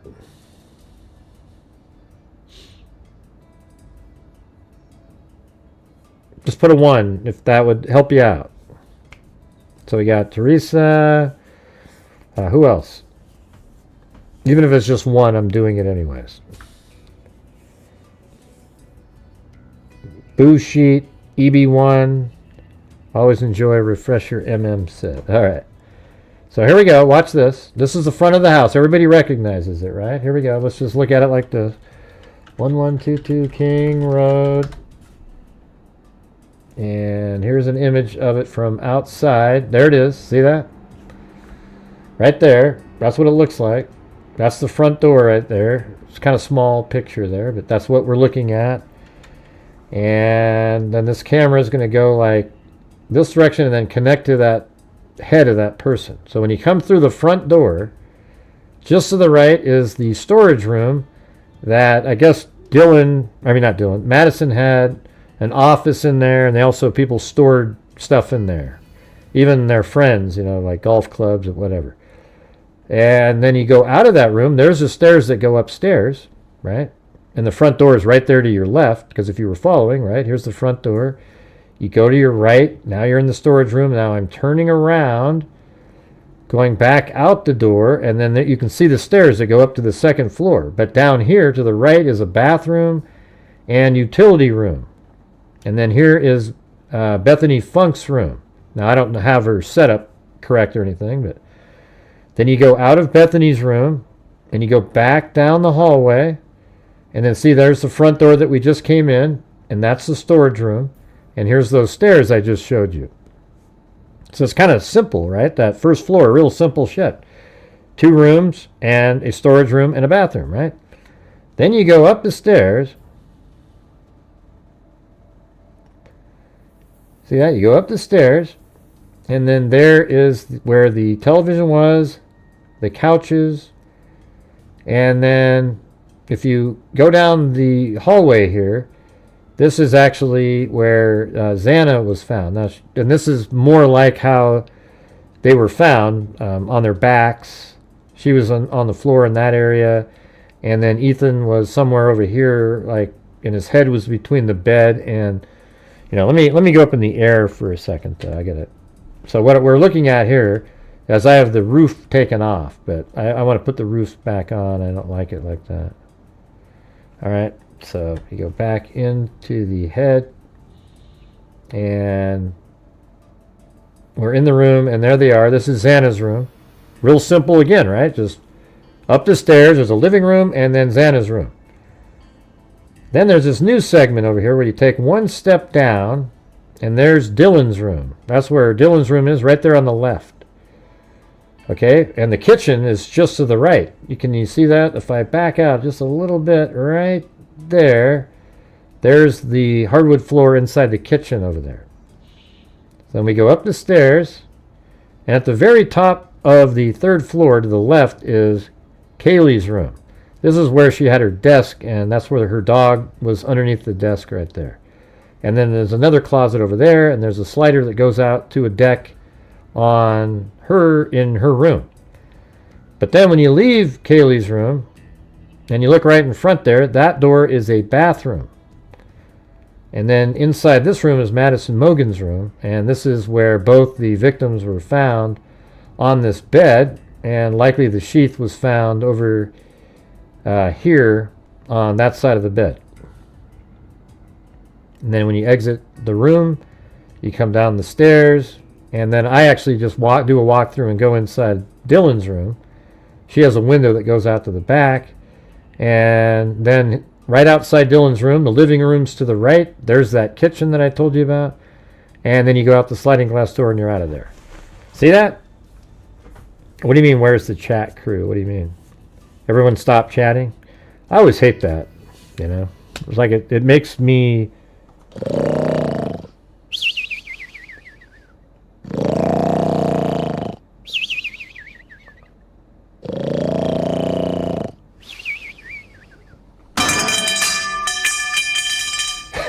Wake up! I'm going to have to get back to that. Where's that horn that I used to play, man? I think that's what we need. This one. When you guys are too quiet, you're going to start hearing this again. There we go. All right, does that all make sense to everybody? All the new people in here? I mean, it's really kind of a simple house. It's not complicated like everybody makes it seem.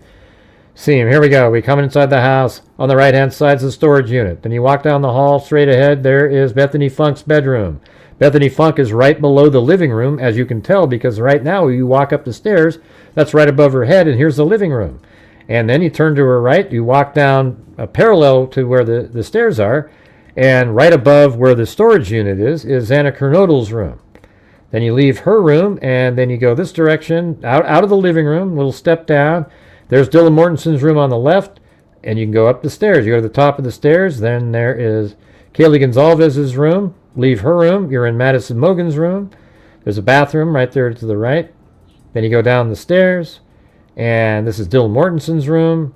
That's kind of how she was standing when Kohberger walked by. And then here is the kitchen where he left. Right? See how simple that is? Yeah, I don't think it's odd or anything. Yeah, I think it's just is what it is. Seems really simple and basic. People want it to be confusing. Yeah, let's see. Okay. Do you think he really saw Dylan? I don't know. He could have, though. The dog barking. He just had to get the hell out of here.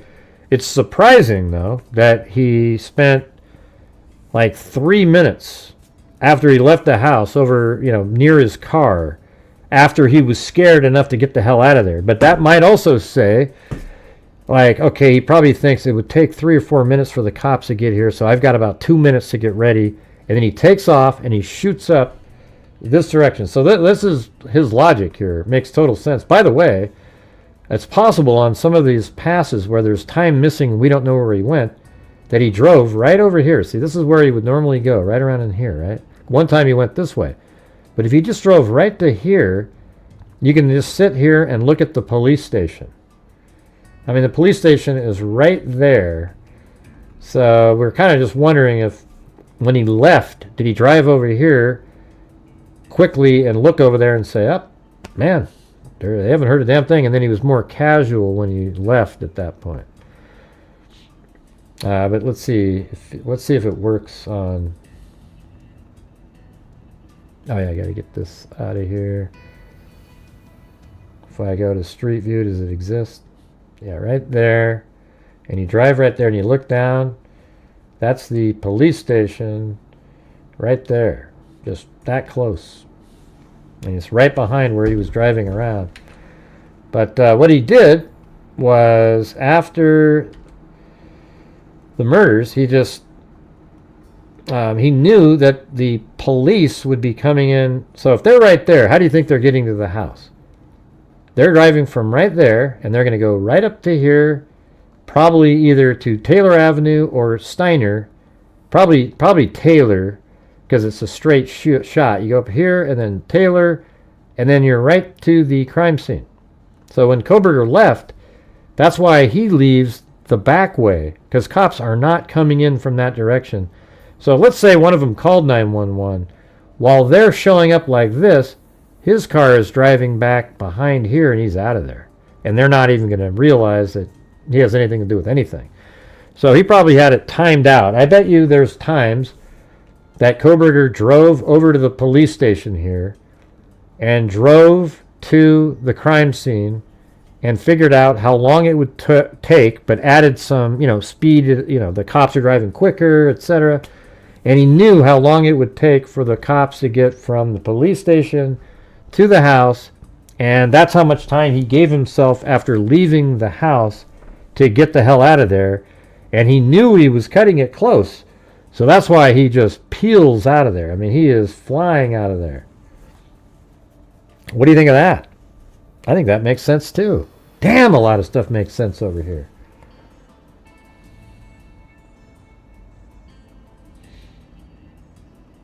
All right. So here's the butt gray one. You guys like that one? Butt gray. I mean, I do have the chair behind me. I don't know. Should I get rid of the chair and just... There's that one. And then this one right here. I'm never watching again. There we go. We got them all. We got them all. See that? Boom. That goes on the front, but gray, and I'm never watching again. Ah! Come on, you guys.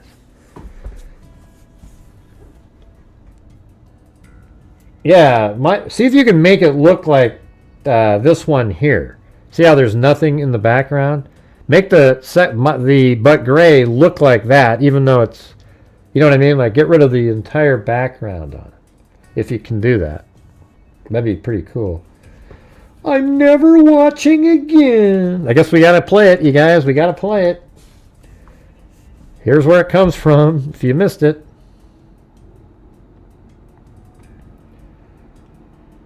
Yeah, I think I sent that to you to remove that.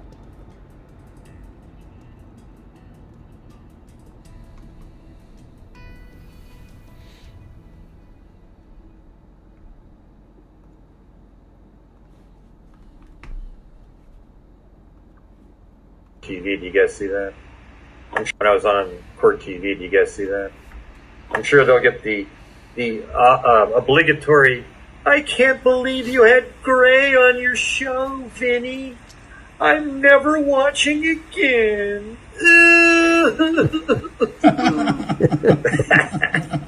When I was on Court TV. That's the part I gotta... well, they are. They're almost obligatory. It is. Obligatory.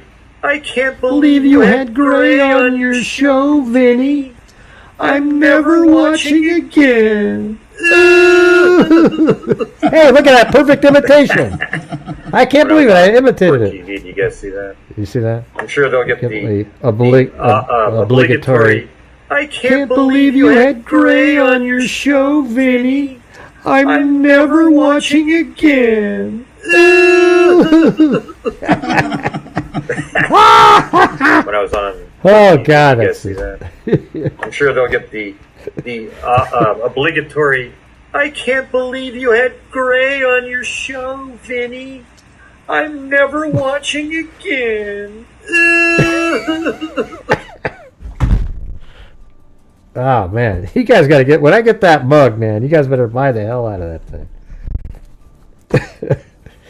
It's so crazy because it's just that's how these people are, man. Just little whiny little biatches, you know, just stupid, you know.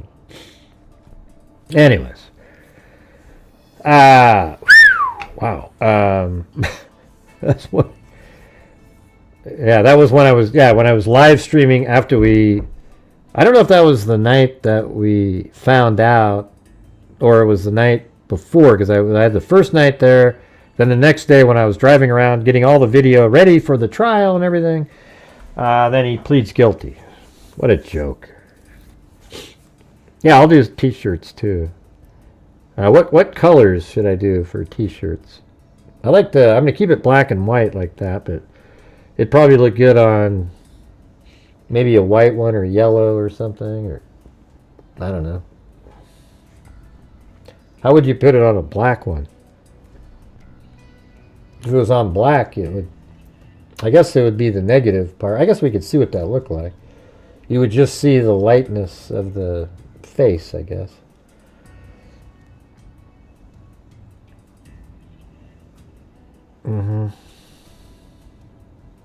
Okay, well, now we've got every color under the sun. All right, well, we'll figure something out, you guys. We'll figure something out. Yeah, I'll put, but I gotta get, we've got to sell these notebooks, the Chloe notebooks, you guys. You're making Chloe feel bad. I sign them and everything.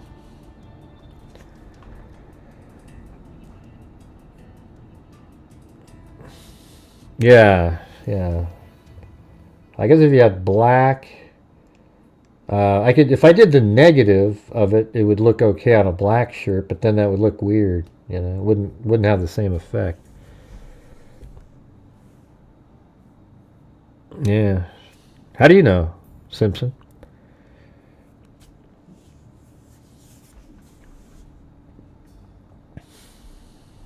Okay, what's a word? Let's look up a word in here. What do you guys want to look up? I mean, this is 500 and something pages, so I don't really have time to like do a deep dive or anything right this moment.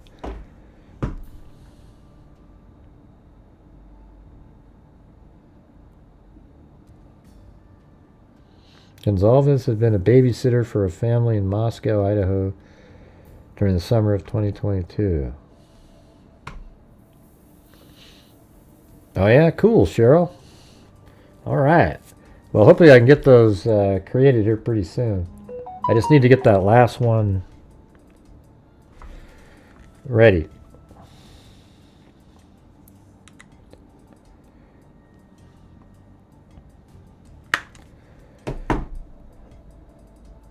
Oh yeah, I do night shows every day.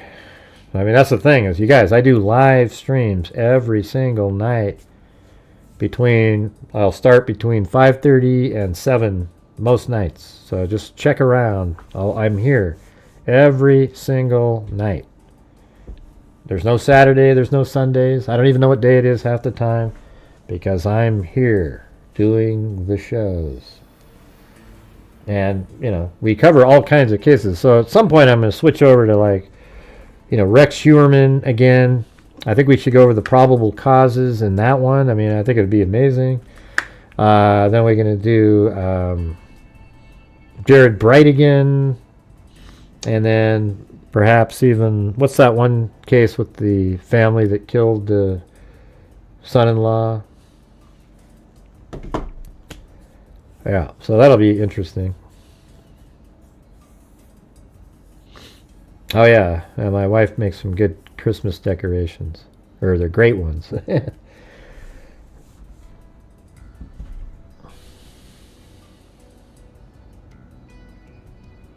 Now, what was the word? Let's look up a word. Let's see. Maybe the word. Let's see if the word K-bar is in here. No.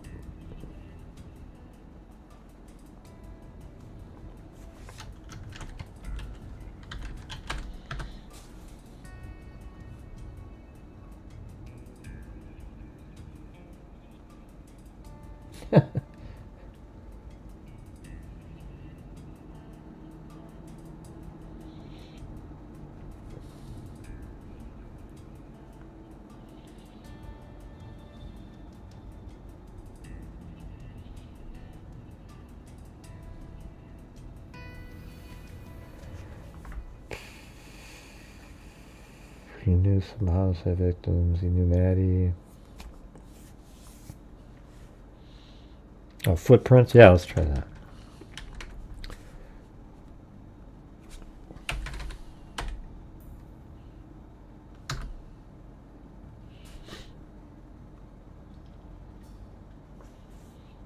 Oh, let's see this one.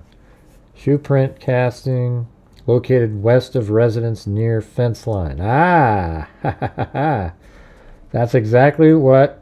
Man, that's amazing. So in the let me turn off all this crap here. I got so much stuff here, and now we need to go to a date that actually has the house there. Okay, there it is.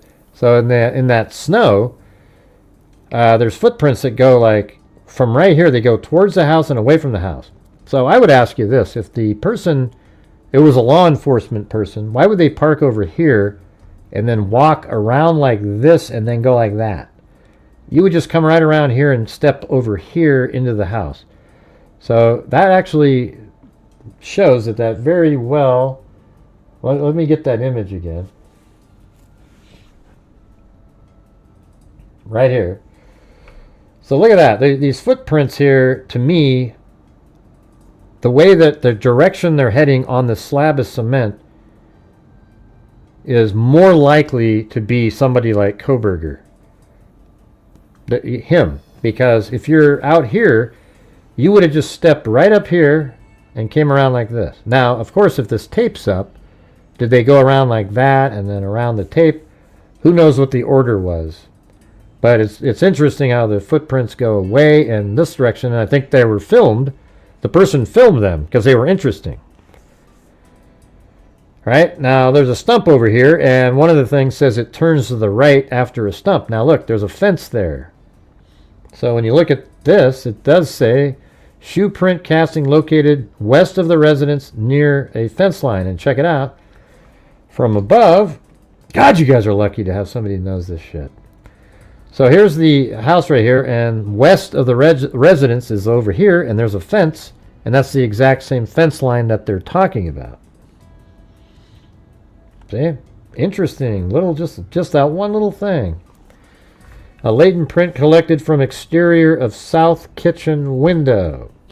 Latent print. These are just things that they collected. Kernodle located on the floor of floor 2, west bedroom. Gray-colored iPhone located on floor next to Kernodle's left side. Wow, that was probably her phone that she was running around with. That phone, you would think, would have step information on it.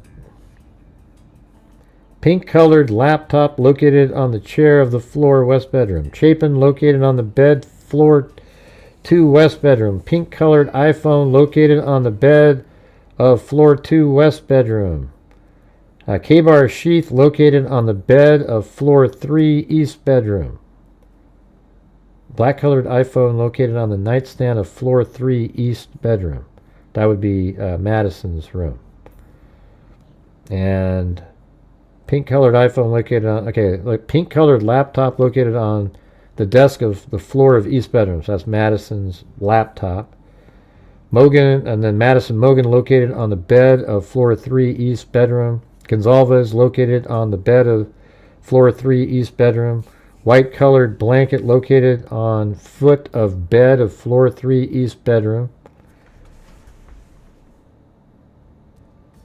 And let's take a look at that really quick. The heck is that? That's not it.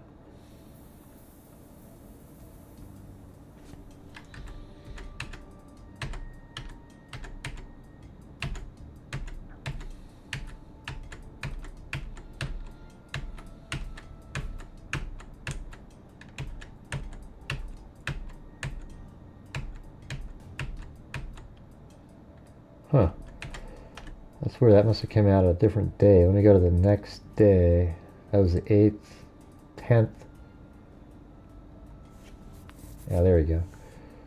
Right here. So this is Madison's room. There's that white blanket they're talking about right there. See that? There it is. There's the white blanket that's mentioned. Got it right there. Well, hell, where are we now? Way up here. White colored blanket located on the floor, on the foot of bed of floor 3, east bedroom. That's it right there. Tan colored comforter located on the bed of floor 3 east bedroom. Hey, it's not pink anymore, you guys. They actually called it tan. And we're sitting there trying to go, well, maybe it's mauve.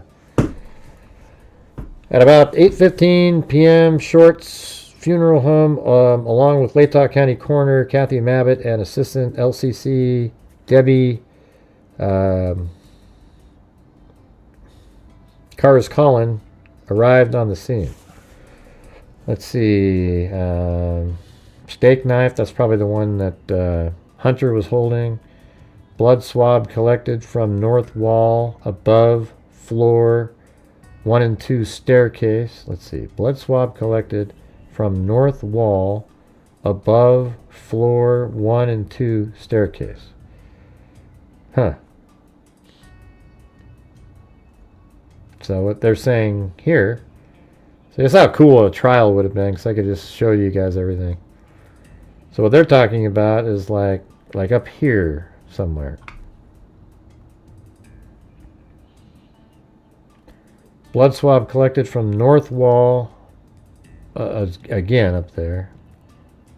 Then south wall of floor 2. Wow. Blood swab collected from south wall. Blood swab collected from the wall above floor 1-2 staircase. Blood swab collected from north wall of hallway near west bedroom entrance. So that's in the hallway right before Xana's room. Blood swab collected from floor 2 west bedroom light switch. Blood swab collected from south wall above bed. That's right above Ethan. That's where the like arterial, they're talking about this right here, right in that area there, right there.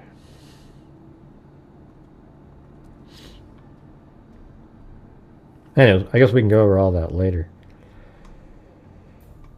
Let's see, footprints anywhere else in here?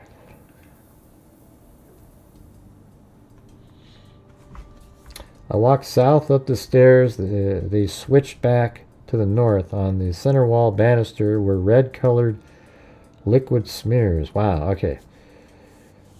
Let's see. The kitchen counters were cluttered with dirty dishes. Well, let's read this one here. Let's see. Can start up here. All right, you want to read? Let's read this one here, all right? Now look at, there's no text here. So let me take a minute here and do the scan OCR enhance all pages. And hopefully it'll go through them. I got to go use the restroom now, okay?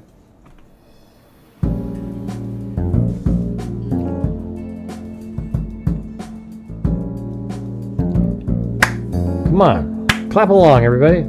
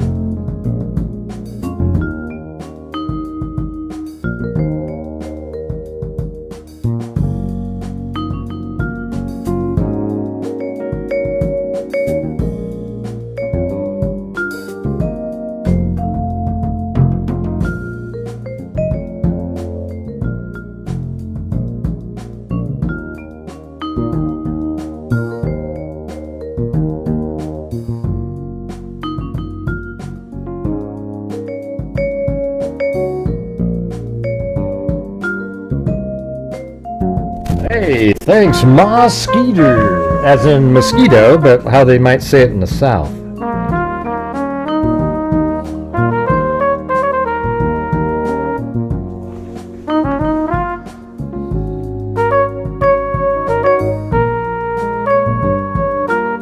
I don't know what page it's on now, but it's optimizing all the pages. Hey, good for you, Simpson. I don't even know what it was. I didn't really care that much. I could tell it didn't seem like it was the Elantra. But thanks for letting me know.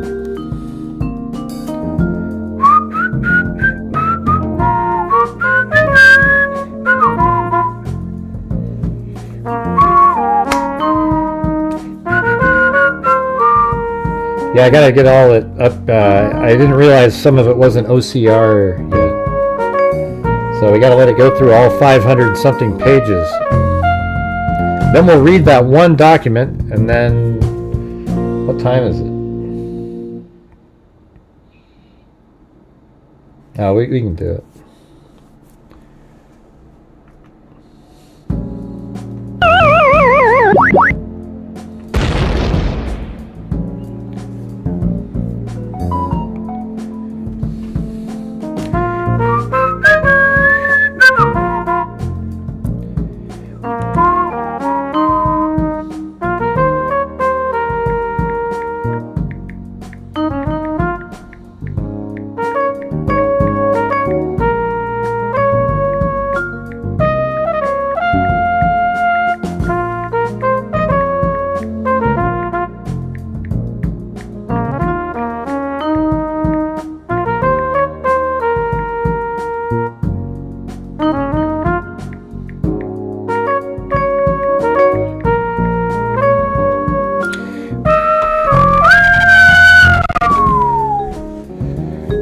Fell in. I've been here the whole time.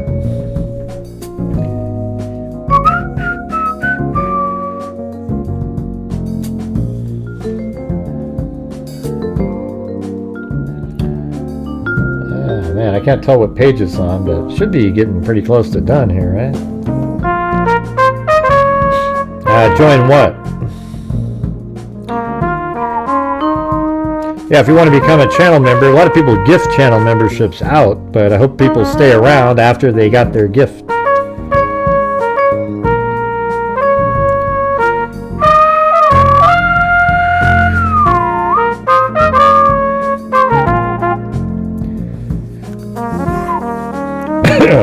The show MASH. It's kind of like that, isn't it?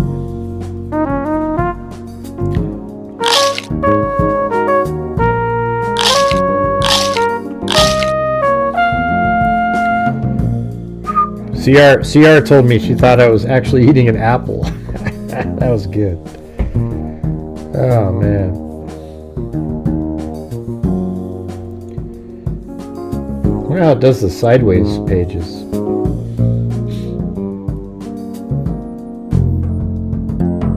That must be Brett Kopaka, the legend.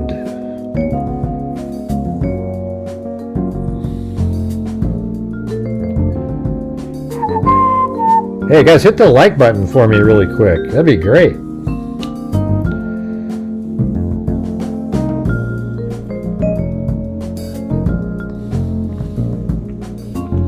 Maybe we should switch now to this one. Tonight on Gray Hughes Investigates.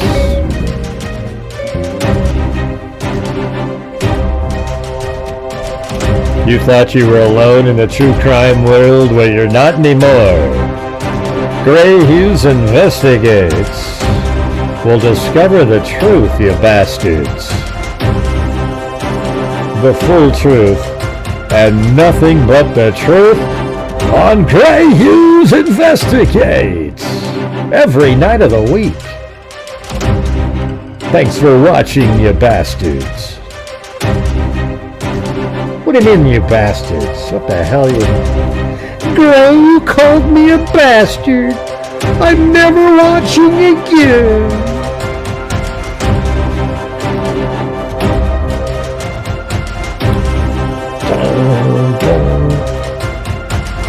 It is loud.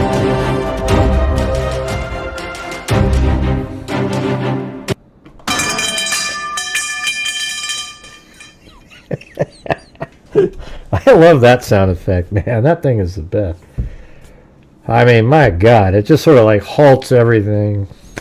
Turns it into, yeah, it's like a little noise. You know, it's just...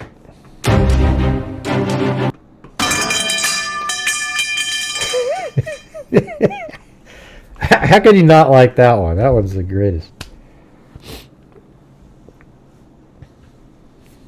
You are a curious being. You are a curious being. It's still doing optical character recognition, alright? So it's like 1, 2, 3. It has to do that 500 times. 556. We're probably well over half, I'm sure. I don't know if the number at the top where it says 113, if that's literally the number or not.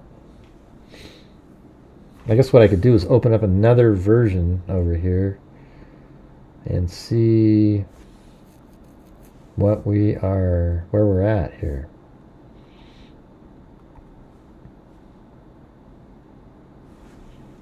Does it let me do that? Oh, I guess not.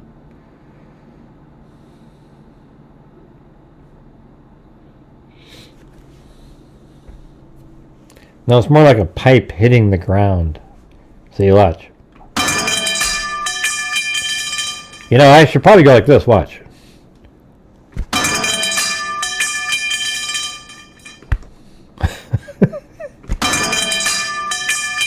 Wow, it's empty in there, man. Thank you, Justin Motocross, you bastard. Yeah, let's try it over here like this. Watch.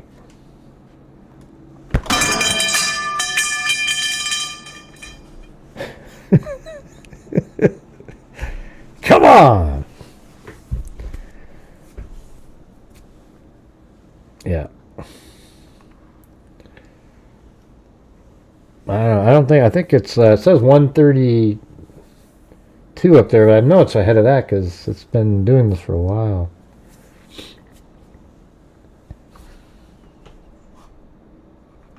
And we always play this one when you got something really crazy going on. Where is that? The clown. Oh yes, everybody, the rodeo clowns, or this one right here. This one's better.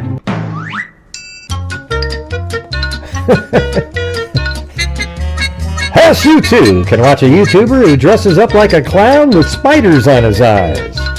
Isn't he really the last person in the world that you would ever trust with true crime material? Yes, you too can watch the rodeo clown on YouTube. Give his takes on everything from tunnels going underneath the house to alien abduction being responsible for the killings in just about every case that he might cover. In fact, he even said that Odinus might have done the killings at 1122 King Road because he heard word that in the Delphi case there were Odinus, so why not in Idaho? What a bunch of lunatics. Alright. So now we're on, looks like 146 up there. Man, I don't know. Is that really the number of each page here? Yeah. Yeah, sorry, but I got to get this optical character recognition. Look at that. There's actually text messages, too, in there. Maybe those are Dylan Mortenson's and Bethany Funk's physical text messages. Although, who cares if you have the actual text?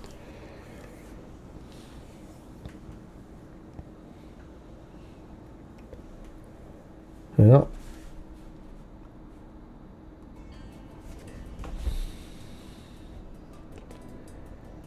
let's see. Yes, but I'm not German. Huh?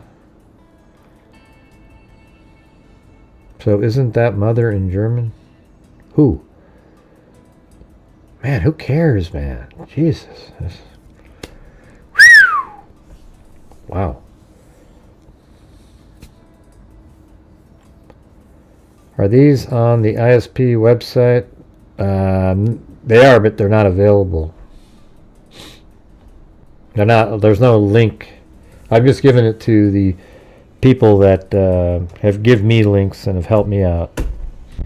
And I got them from Ann Jeanette, so Ann Jeanette Levy, who's on Law and Crime. You know, she has her own channel as well.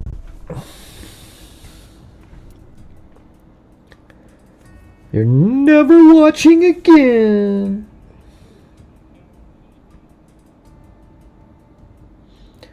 Let's see if we can get some more channel memberships gifted tonight. We got a lot of people in here that, well, there was anyways, that aren't channel members, so it'd be cool to gift them some.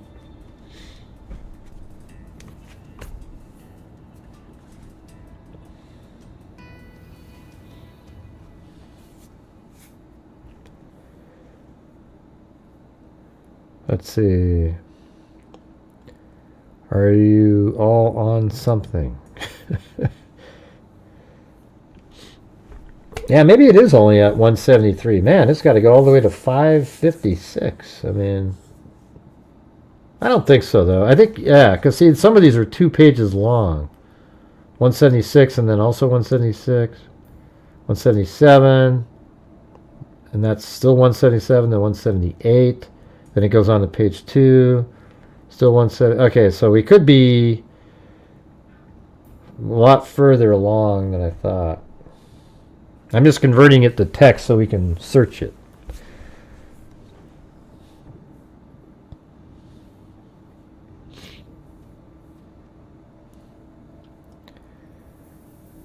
Yeah, I don't think you got them. You'd have to, unless somebody posted the link somewhere, Simpson. Nobody sent them to you. Like, you didn't get them from Idaho State Police. They didn't send them to you. And by the way, why didn't you send them to me when you got them, Simpson? Huh, interesting. Makes me not want to have you around. You weren't willing to help out a channel. Yeah, well, you know, you didn't really try to help out the channel at all, did you, Simpson? You just kind of let me try to have to find him some other way. Thanks a lot, Simpson. Very nice of you. You have no use for him other than just staring at him yourself, where I could actually be doing shows, showing people where everything is, etc. Now, it's not on their website. It's not just a link to everybody to click on. The Idaho State Police doesn't have it just sitting there. I've been there. Unless it's brand new, like in the last hour, they made it available for everybody.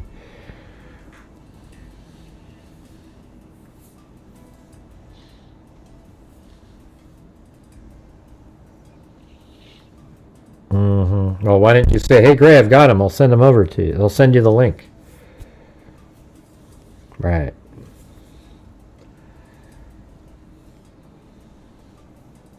Since you knew we were looking for him. Yeah, it's crazy. Yeah. So there isn't really just a link, Ginger, on if you go to the Idaho State Police, you have to have this private link that other people have that goes there, unless they've added something there in the last hour that I haven't seen. All right.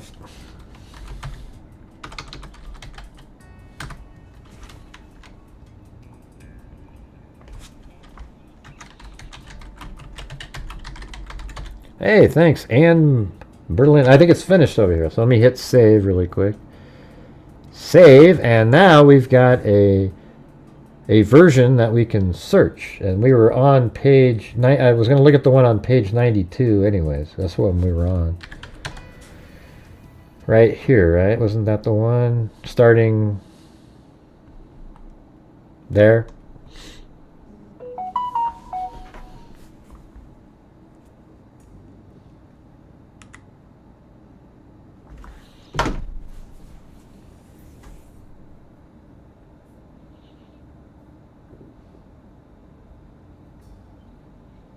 Yeah, but I already have the Pullman ones were out a couple days ago, right, Lucy? Those suck. There's like that one surveillance shot in them. Yeah, I've already got the Pullman police one. The Idaho State Police does not have a link to just go to. Yeah, the Pullman Police Department, which really doesn't have much at all. They should have a bunch of surveillance, but they only put out one shot, which is really frustrating. They should have the one that's right up the street from the Johnson one that I found, and then all the ones on Stadium Way. They should have all of those, and yet we don't have them. Hey, look at that. Justin Motocross gifted 5, and we just had Ann Berlin right above there. Thank you, guys. All right, let's just read this one. On November 13th, 2022, at 12:22 p.m. Wow, this is right at the time when these people started showing up. Moscow police requested Indiana State Police District 2 investigation. So they got a hold of them within 15 minutes to assist with multiple homicides at 1122 King Road, Moscow, Latah County, Idaho, at about 12:34 p.m. ISP Sergeant. So Indiana State Police Sergeant Darren Gilbertson advised me of the request. I was assigned as the ISP lead crime scene investigator. The Indiana State Police, at about 2:41 p.m., I arrived on the scene. So they were told, hey, we need you over here at 12:22, and then they had one of their officers arrive. I think I'm too loud into the mic there. Had one of the officers arrive, and they got there at 2:41. He arrived on the scene. Already on the scene were Moscow... Who's messaging? Oh, hold on. I gotta check this out.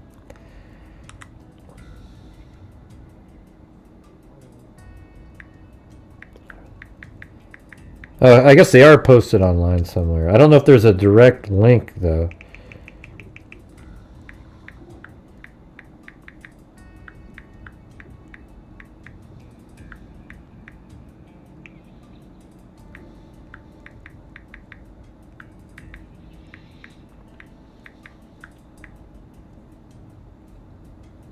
Yeah, probably people were saying, hey, where the hell is it?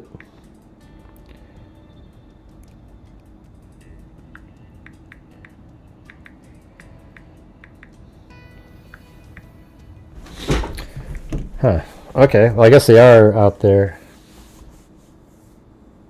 I know. Well, send me the page that has the link on it that you click on, Teresa. So send me that email.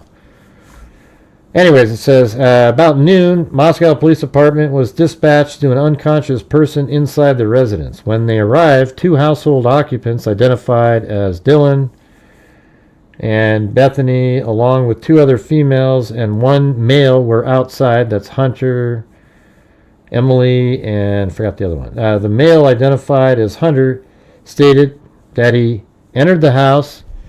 He grabbed a knife from the kitchen and cleared the 1st and 2nd floors, and then placed the knife. Well, he went all the way up to the 2nd floor to get the knife out of the kitchen, then went back down to clear the 1st and 2nd floor. first and second floors, and then placed the knife on a table inside the living room. So that might have been the pong, the beer pong table. When officers entered the house, they found 2 deceased residents, Kernodle and Chapin, inside a bedroom on the second floor. The officers also found 2 more deceased residents, Gonzalez and Mogan, in a bedroom on the third floor. All of the victims appear to have multiple stab wounds. The sliding glass door located in the kitchen, second floor rear house, was open. So the sliding glass door was open on the second floor. There was a set of footprints. See, this is those footprints that we're looking at are, I think those are legit.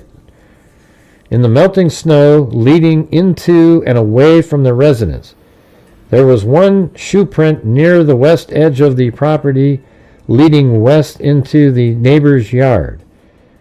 In front of the residence north were, so that one set that went back and forth went away and up into the parking lot.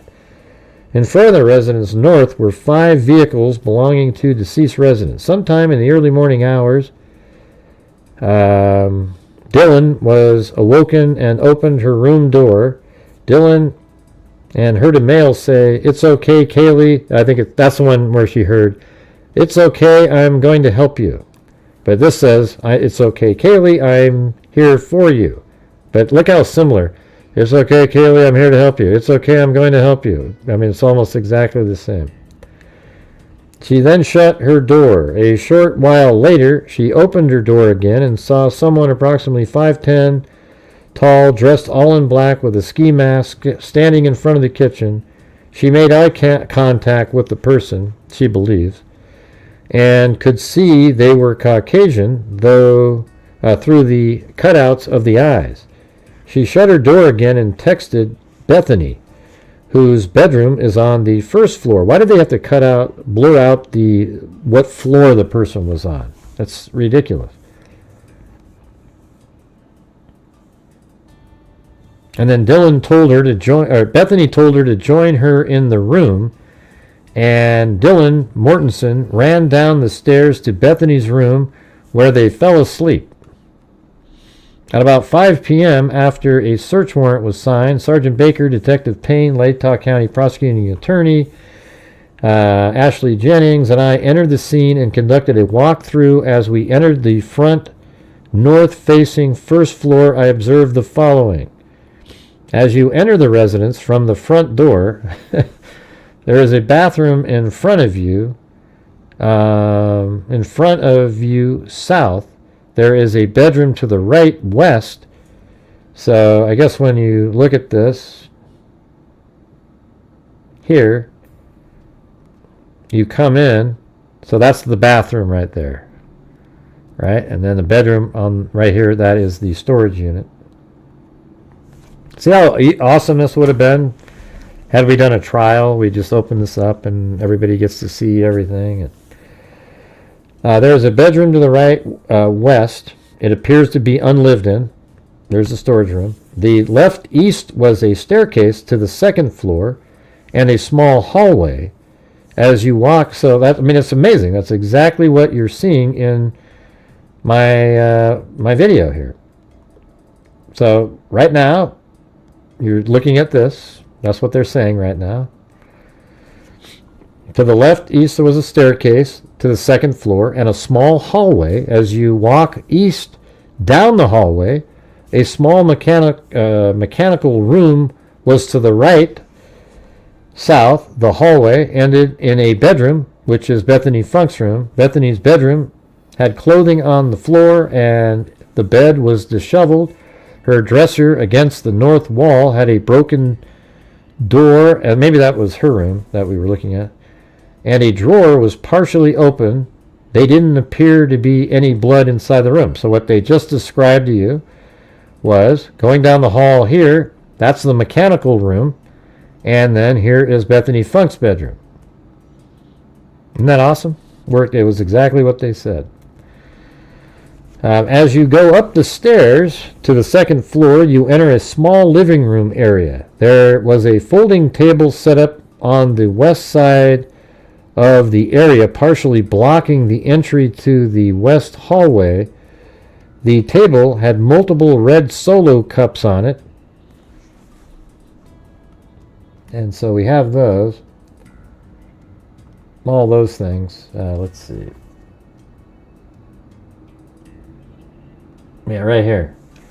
So this is what they're talking about. And in my video, I mean, not video, but in my walkthrough here, that would be after we exit her room and go up the stairs. That table's right here. Right here, kind of partially blocking the hallway there. There was, and it says, along with the table had multiple red solo cups on it in game formation, beer pong, along with a small steak knife. That's Hunter's, the one that he took out of the kitchen. There were multiple areas of red liquid on the table that appear to be blood. Wow, so that means Xana was probably attacked upstairs and was bleeding already as she was running in towards her room. As I walked west from the living room, there was a half wall to my right. Oh, right, that's the stairs. I could see multiple drops and runs of red liquid along the entire hallway. Wow. So that means Xana was already bleeding while running to that room. That's something new right there. Of course, this isn't the stuff they talk about on the shows, right? They talk about, oh, she said Kaylee. Why aren't they bringing this part up? This part is huge. That is insane right there. As I walked west from the living room, there was a half wall, and so let me just show you what they're talking about. I mean, I hope you find this useful, but here's the half wall right here on the right. And that means there was blood all along here.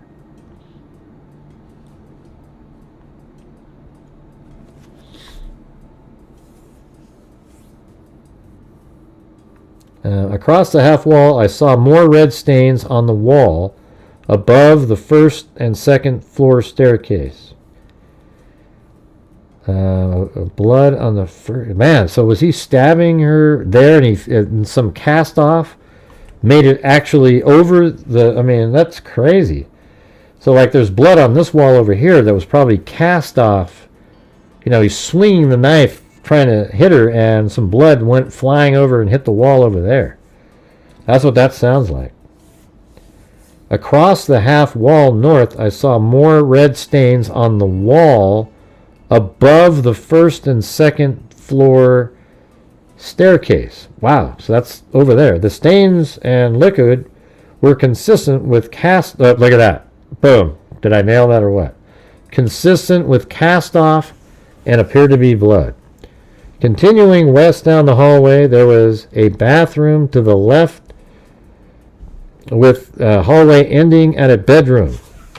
So here we go. You go down the hallway here, and there's the bathroom on the left.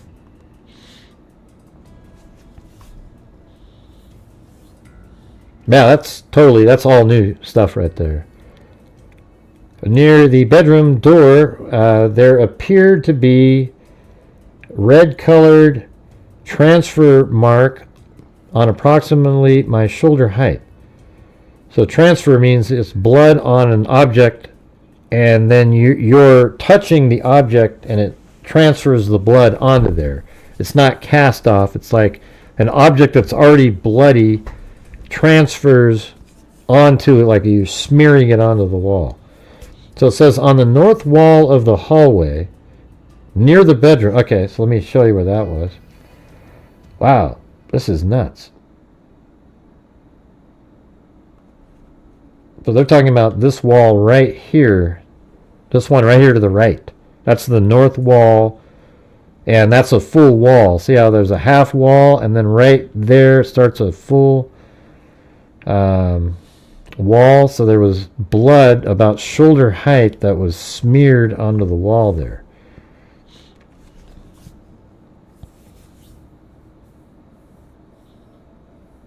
Shoulder height. From the living room, looking into the west bedroom, which is Xana's room, I could see a female Kernodle lying near the center of the room. Her legs and arms appear to be covered in blood. As I entered the bedroom, I saw multiple drops of red liquid near the entrance, and that's that one photograph that we have. That's actually, let me see, is it this one? Yeah, this one right here. Those are those drops of liquid, and there's that black, either, I think that's actually blood that they painted out. And that's Xana's, the door on the left, and those are the drops of blood on the ground that they're talking about. Come on, you guys. You guys are so lucky. I know this shit, man. I can just... But you know what? I'm lucky to have the freaks that watch the show. Thank you. Yeah, this is totally more than... I didn't have any idea about this stuff. Because now what we're seeing is that he may be swinging at Xana. Maybe the blood that's on that wall could actually possibly be Kaylee or Madison's blood up there, because he's chasing. But I think he's actually already attacked Xana before she even makes it to the room, and that's probably more to do with that loud thud sound that we heard. It was something in that room. She may have even hit the ground at one point in that room and got back up again and made it to her room. That's crazy, right?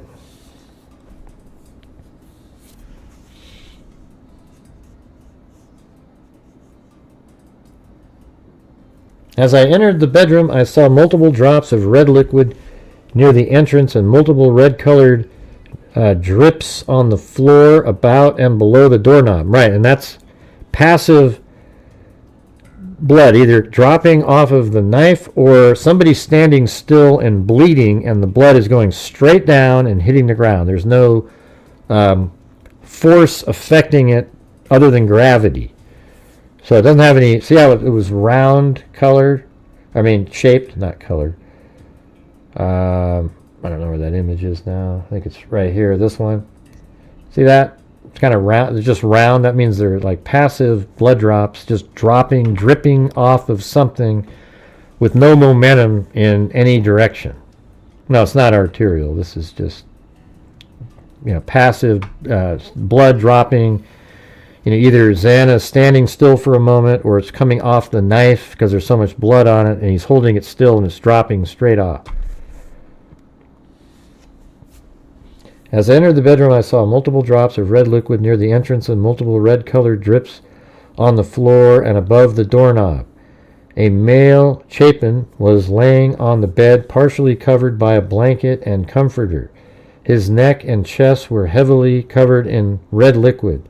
Multiple walls appeared to have red-colored cast-off, and there were multiple areas on the floor with pools of red-colored liquid. All the red-colored liquid appeared to be blood. Kernodle appeared to have multiple cuts to her hands and arms and face. Chapin appeared to have a deep cut to the outer portion of his right knee. Oh, that's interesting. Now we know. So his right knee, outer portion, and neck area. On a desk against the north wall of the bedroom was Kernodle's University of Idaho identification. And I think that's right there.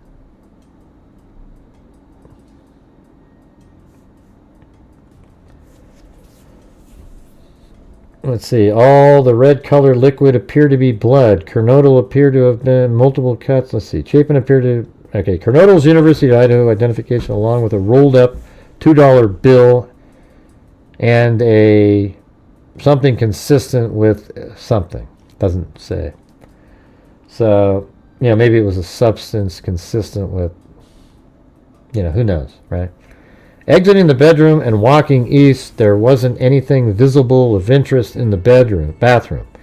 Outside the bathroom door, there appeared to be small drops of red liquid near the baseboard, a small smear of a red-colored liquid on the south wall, and a hair stuck to the wall. Wow, so that was obviously, very likely that wasn't Kohberger's hair. It was probably Xana's hair, and what they're talking about here is right over, right in this area somewhere on this wall was a smear and hair on it. So it's probably, I don't know, it's probably like Xana's hair and the knife and the blood that was on him, got transferred, or she was already bleeding, and maybe a hair from her got transferred over there. I wonder if she has any cuts on her head. Yeah, that's crazy. Yeah, who cares? Simpson. Jesus, people are nuts. Anyways, right here it says, exiting the bedroom and walking east, there wasn't anything visible. Okay, south out of the living room was a small step down. That's what I told you guys earlier, right? See, when you go like this, and you go into the bedroom, so that's where they were, basically. And you exit here, right here, you step down, right there. See that? Like there's a little, you can even see it. See right down there? There's one little step down. That's the newer part of the house.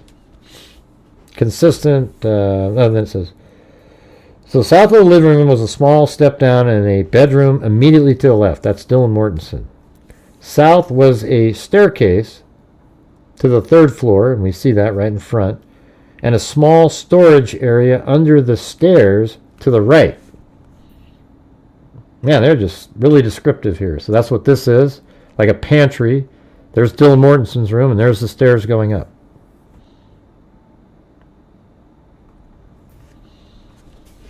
I might have to make a video just on this right here. I mean, what do you guys think? I mean, Jesus. I think I just take this document and I walk through with my model, and there's a video. I think that would be like a great video. What do you guys think of that?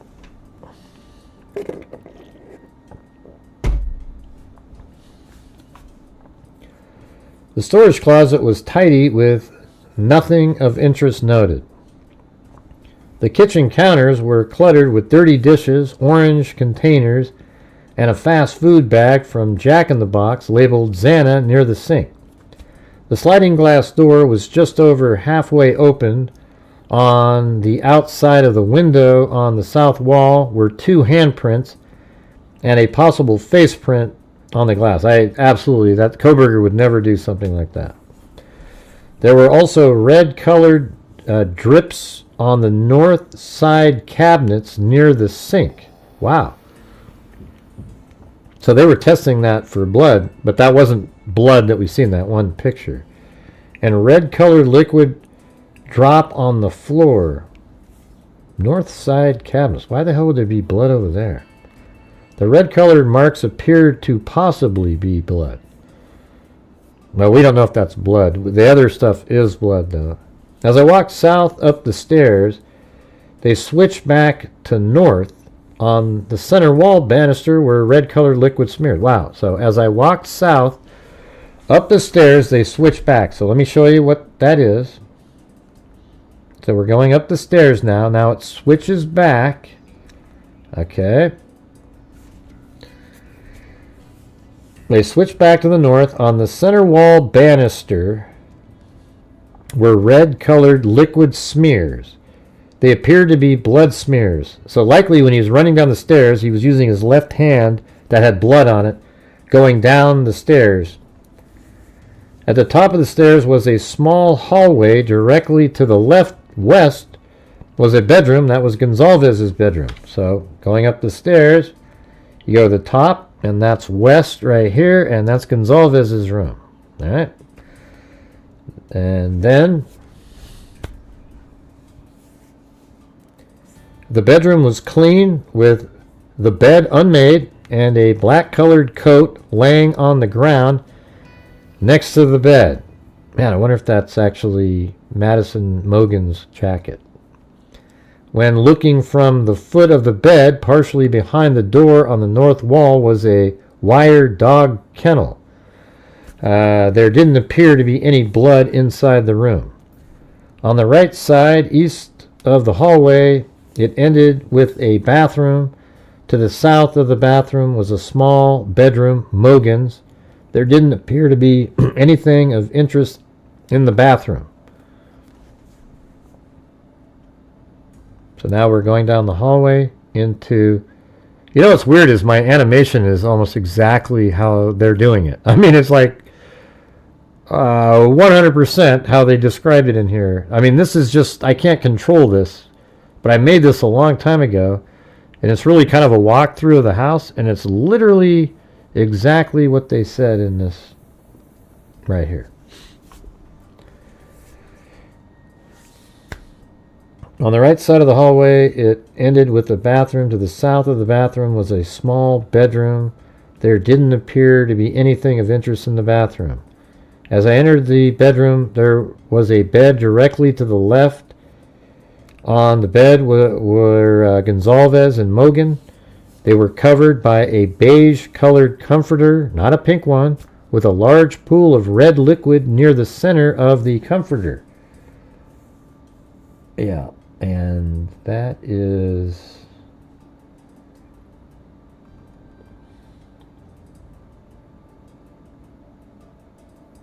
right here. There's the beige and the blood pooled in the middle because of the weight of both of them. It kind of sags in the middle, and the blood pooled down where they were.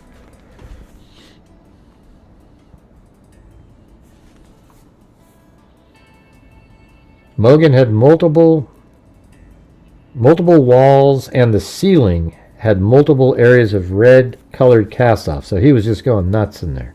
My animation turns out to be pretty accurate too, doesn't it? Mogan had multiple visible cuts on her face. Gonzalez had severe trauma to her face and visible cuts with a large amount of dried red colored liquid on her face. There appeared to be aspirated blood coming from her mouth. Near Mogan's left hip was a tan-colored leather sheath, partially... So next to Mogan's left... Let's read that again. Near Mogan's left hip. Man. Yeah, so it was on the right side of the bed. She's on her back, and it's near her left hip. Almost exactly where I had it when she was face down. Let's see... Hey, thanks, Lizzie Rob.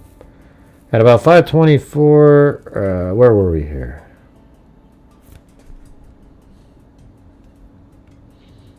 Multiple red-colored transfers.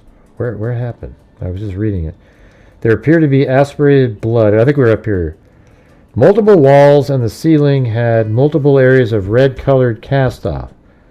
Mogan had multiple visible cuts on her face. Gonzalez had severe trauma to her face and visible cuts with a large amount of dried red-colored liquid on her face.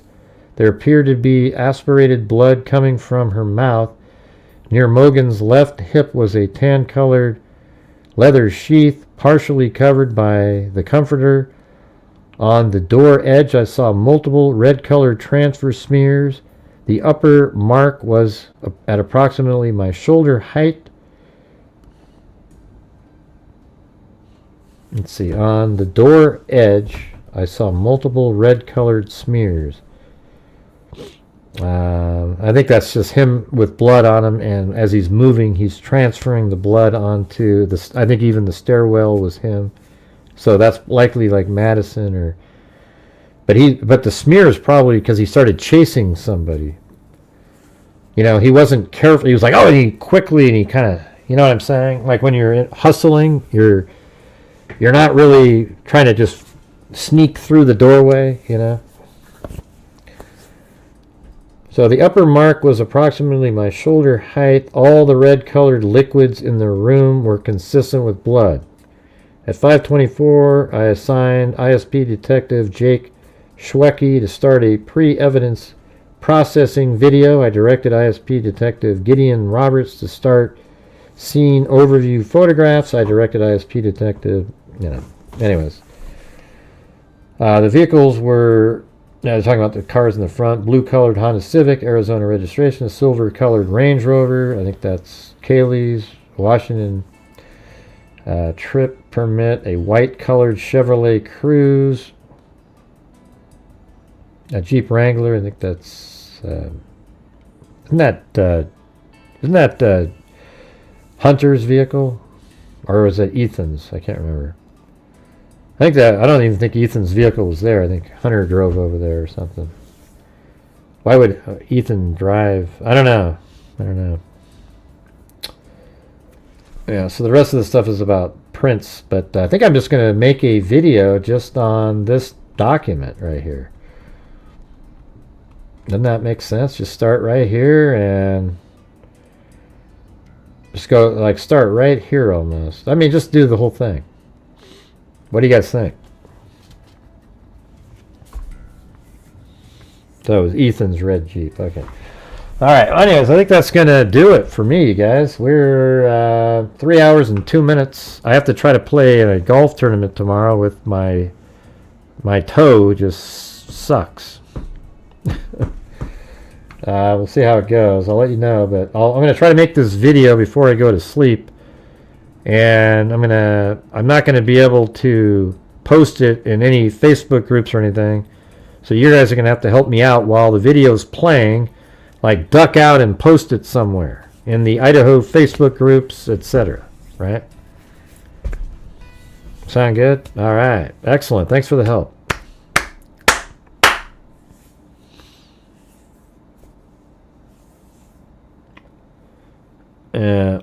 No, my email does work, Simpson. Yeah. You didn't try it. Okay.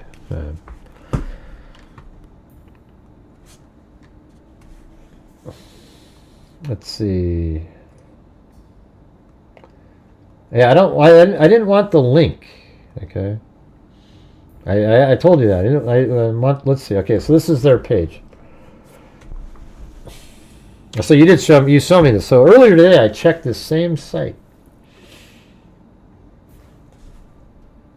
I don't see the link on there. Is it up here somewhere? Because I've been here twice today. Yeah, so that's not... There's no link on there. If you're looking for... Oh, okay, there you go. Okay. Wow. No, it says you have to request it at a FOIA, a portal. Oh, I guess now you go to that portal and it's just sitting there. Interesting. Oh, that's crazy. Yeah, so earlier today that wasn't there, and I went there and I had to reapply for it. That's interesting. Yeah, they've only got one thing out, just a massive PDF file. Okay, well, thanks. There you go. Wow, that's weird. I was there today. It's the big red link. So I guess it is out now.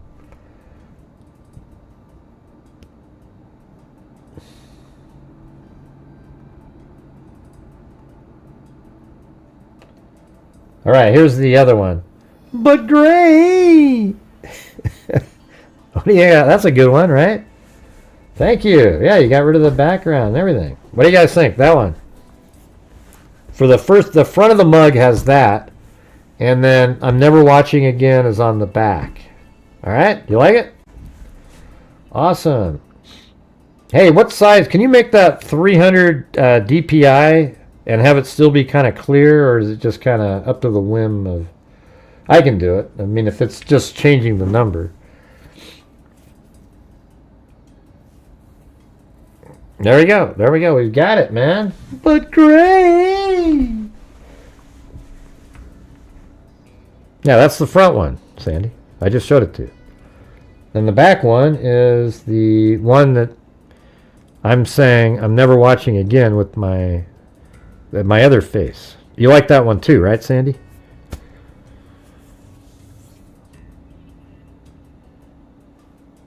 What do you mean? That's me saying gray. It's like at the end, gray, like that.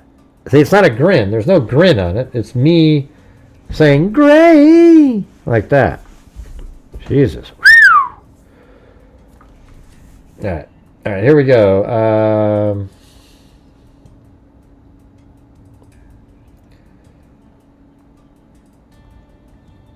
Oh, over here. Here we go. We've got CR gifted 5 memberships, and we got Marcy Gilmore, and then Paul Marino, Mike Weber. BK is no longer the scariest person in the house now. Art and Design gifted a membership. She's the one that's doing the fixing some of the images. . . . . . . . . . . . . . . . . . . . . . . . . . . . . . . . . . . . . . . . . . . . . . . . . . . . . . . . . .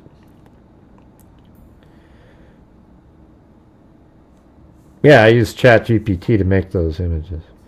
Victoria H, CCon 235, Cheryl, 24 months. Then she gifted a membership. Then we have Laura, then Art Design Studio, then Patricia Grizo, Brown Eyed Girl, da-da-da-da, then Sandy Shirley, Mustang Sally, Allie Cake, Laney Carter, Paul Marino, no relation to Dan, but then Anonymous, then MM, then Marvin Goons 1, then Allie Cake, then Jody H, and then Brown Eyed Girl with a cat eye donation. When I was being bailed out of money, she got me a hotel at the Ritz Carlton and a nice little Uber in a Mercedes to get out of prison.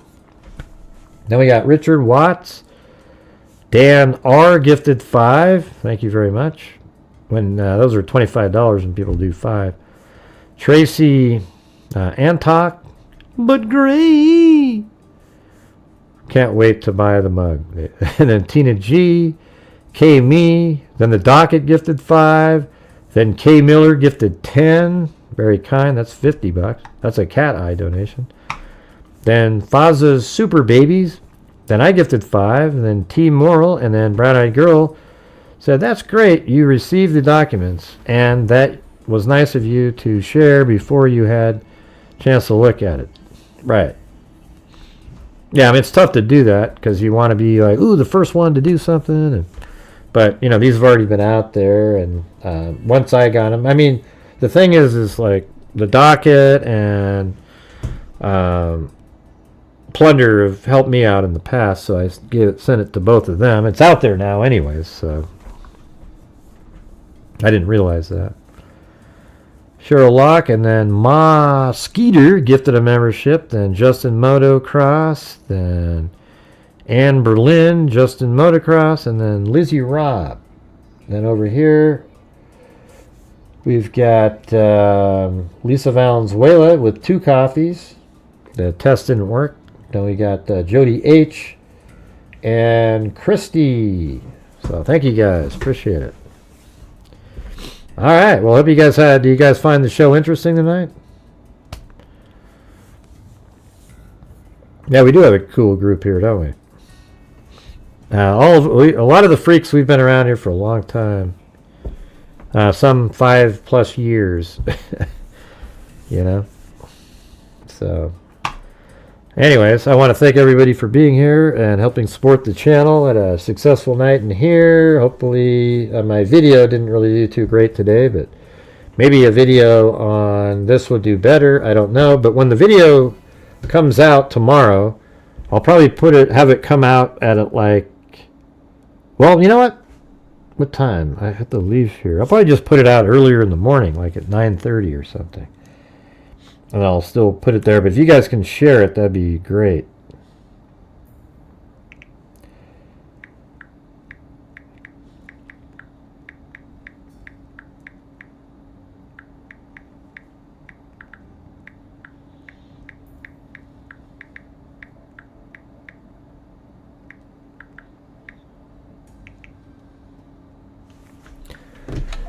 All right. 2019. Yeah, I mean, sometimes, you know, like, here's how you got to look at it in here. Some nights I might be grumpier than other nights, and some nights I'm not grumpy. Some nights I'll get grumpy for part of it on weird comments or something. But you just look at it like it's Thanksgiving dinner, you know, when you're in there and you're arguing with your brother or something, and then 10 minutes later you're on to something else. The people who don't work here are the ones that hold a grudge. Like, you say something like, oh, that's ludicrous, that's stupid. And then they think that I give a shit. An hour later, I don't even remember who I was talking to. It doesn't even, you know, so just don't worry about it. All right? It's like, don't make it a big deal. The ones that don't last are the ones that think, oh my God, Gray was so mean, and I'm never going to, you know, nobody cared, man.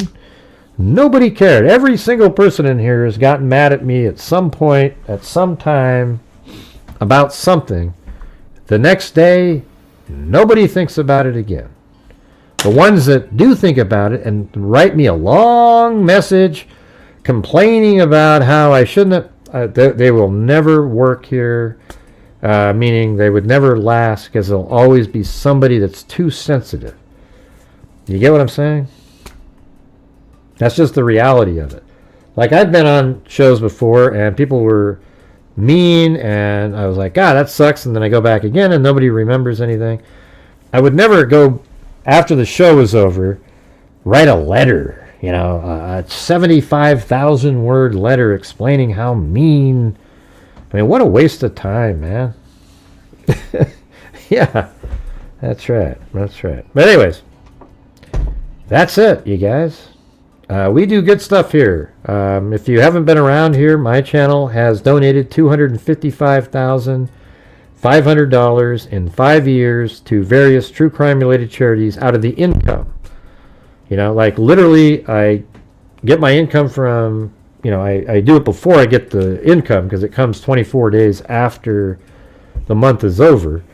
But, you know, we donate thousands of dollars. Did $4,000 last month. The month before that wasn't as great, but the one before that was $5,000. And we have a scholarship fund that we've given. We gave $12,000 out already, and we've already got the other $6,000 in there. So $18,000 for scholarships for students, for people in the criminal justice arena, right? That's what the scholarships are for. And then we've given over $100,000 for a DNA fund for identifying Jane and John Does. And all of that happens because on a nightly basis, all the freaks help support the channel, which allows me also to pay for all the expensive stuff I have to have, like a flight radar. I've got the scanner audio, Broadcastify. I've got an $1,800 a year software program that we were just looking at with the animations. I mean, we got all kinds of stuff going on here, and that's what we do. You know, what does suck, though, nowadays is when I try to cover another case, there's very few people watching. And I wish that everybody had the same interest in everything, because we cover everything exactly the same way, looking into it, putting the pieces of the puzzles together, even the cold cases. But it just isn't the reality. You know, there's so many people doing true crime now that they can just switch over and go watch somebody else covering the thing that they want to have people talk about. Anyways, I appreciate everybody being here tonight. We will see you guys tomorrow, all right?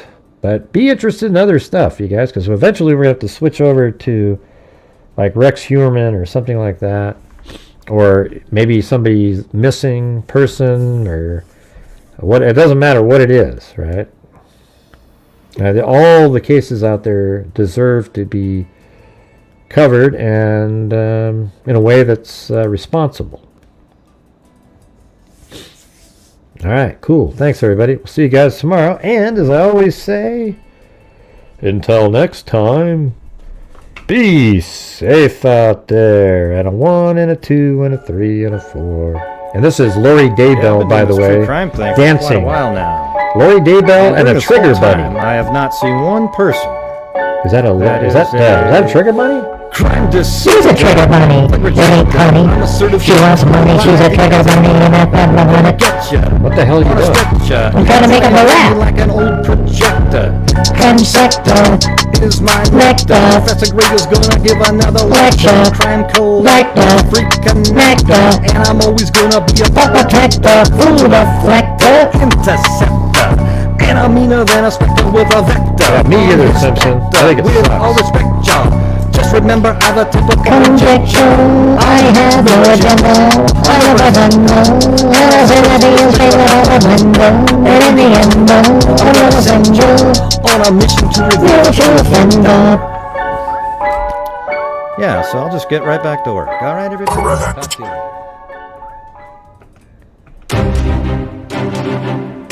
Thank you for watching Gray Hughes Investigates, where we cover all things true crime better than everybody else. Thank you for stopping by to experience Gray Hughes Investigates. on YouTube.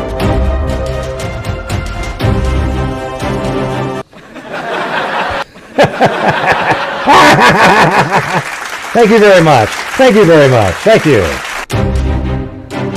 Yes, you too can be part of the... But anyways, we'll have those mugs out pretty soon, you guys. All right. Thanks for watching.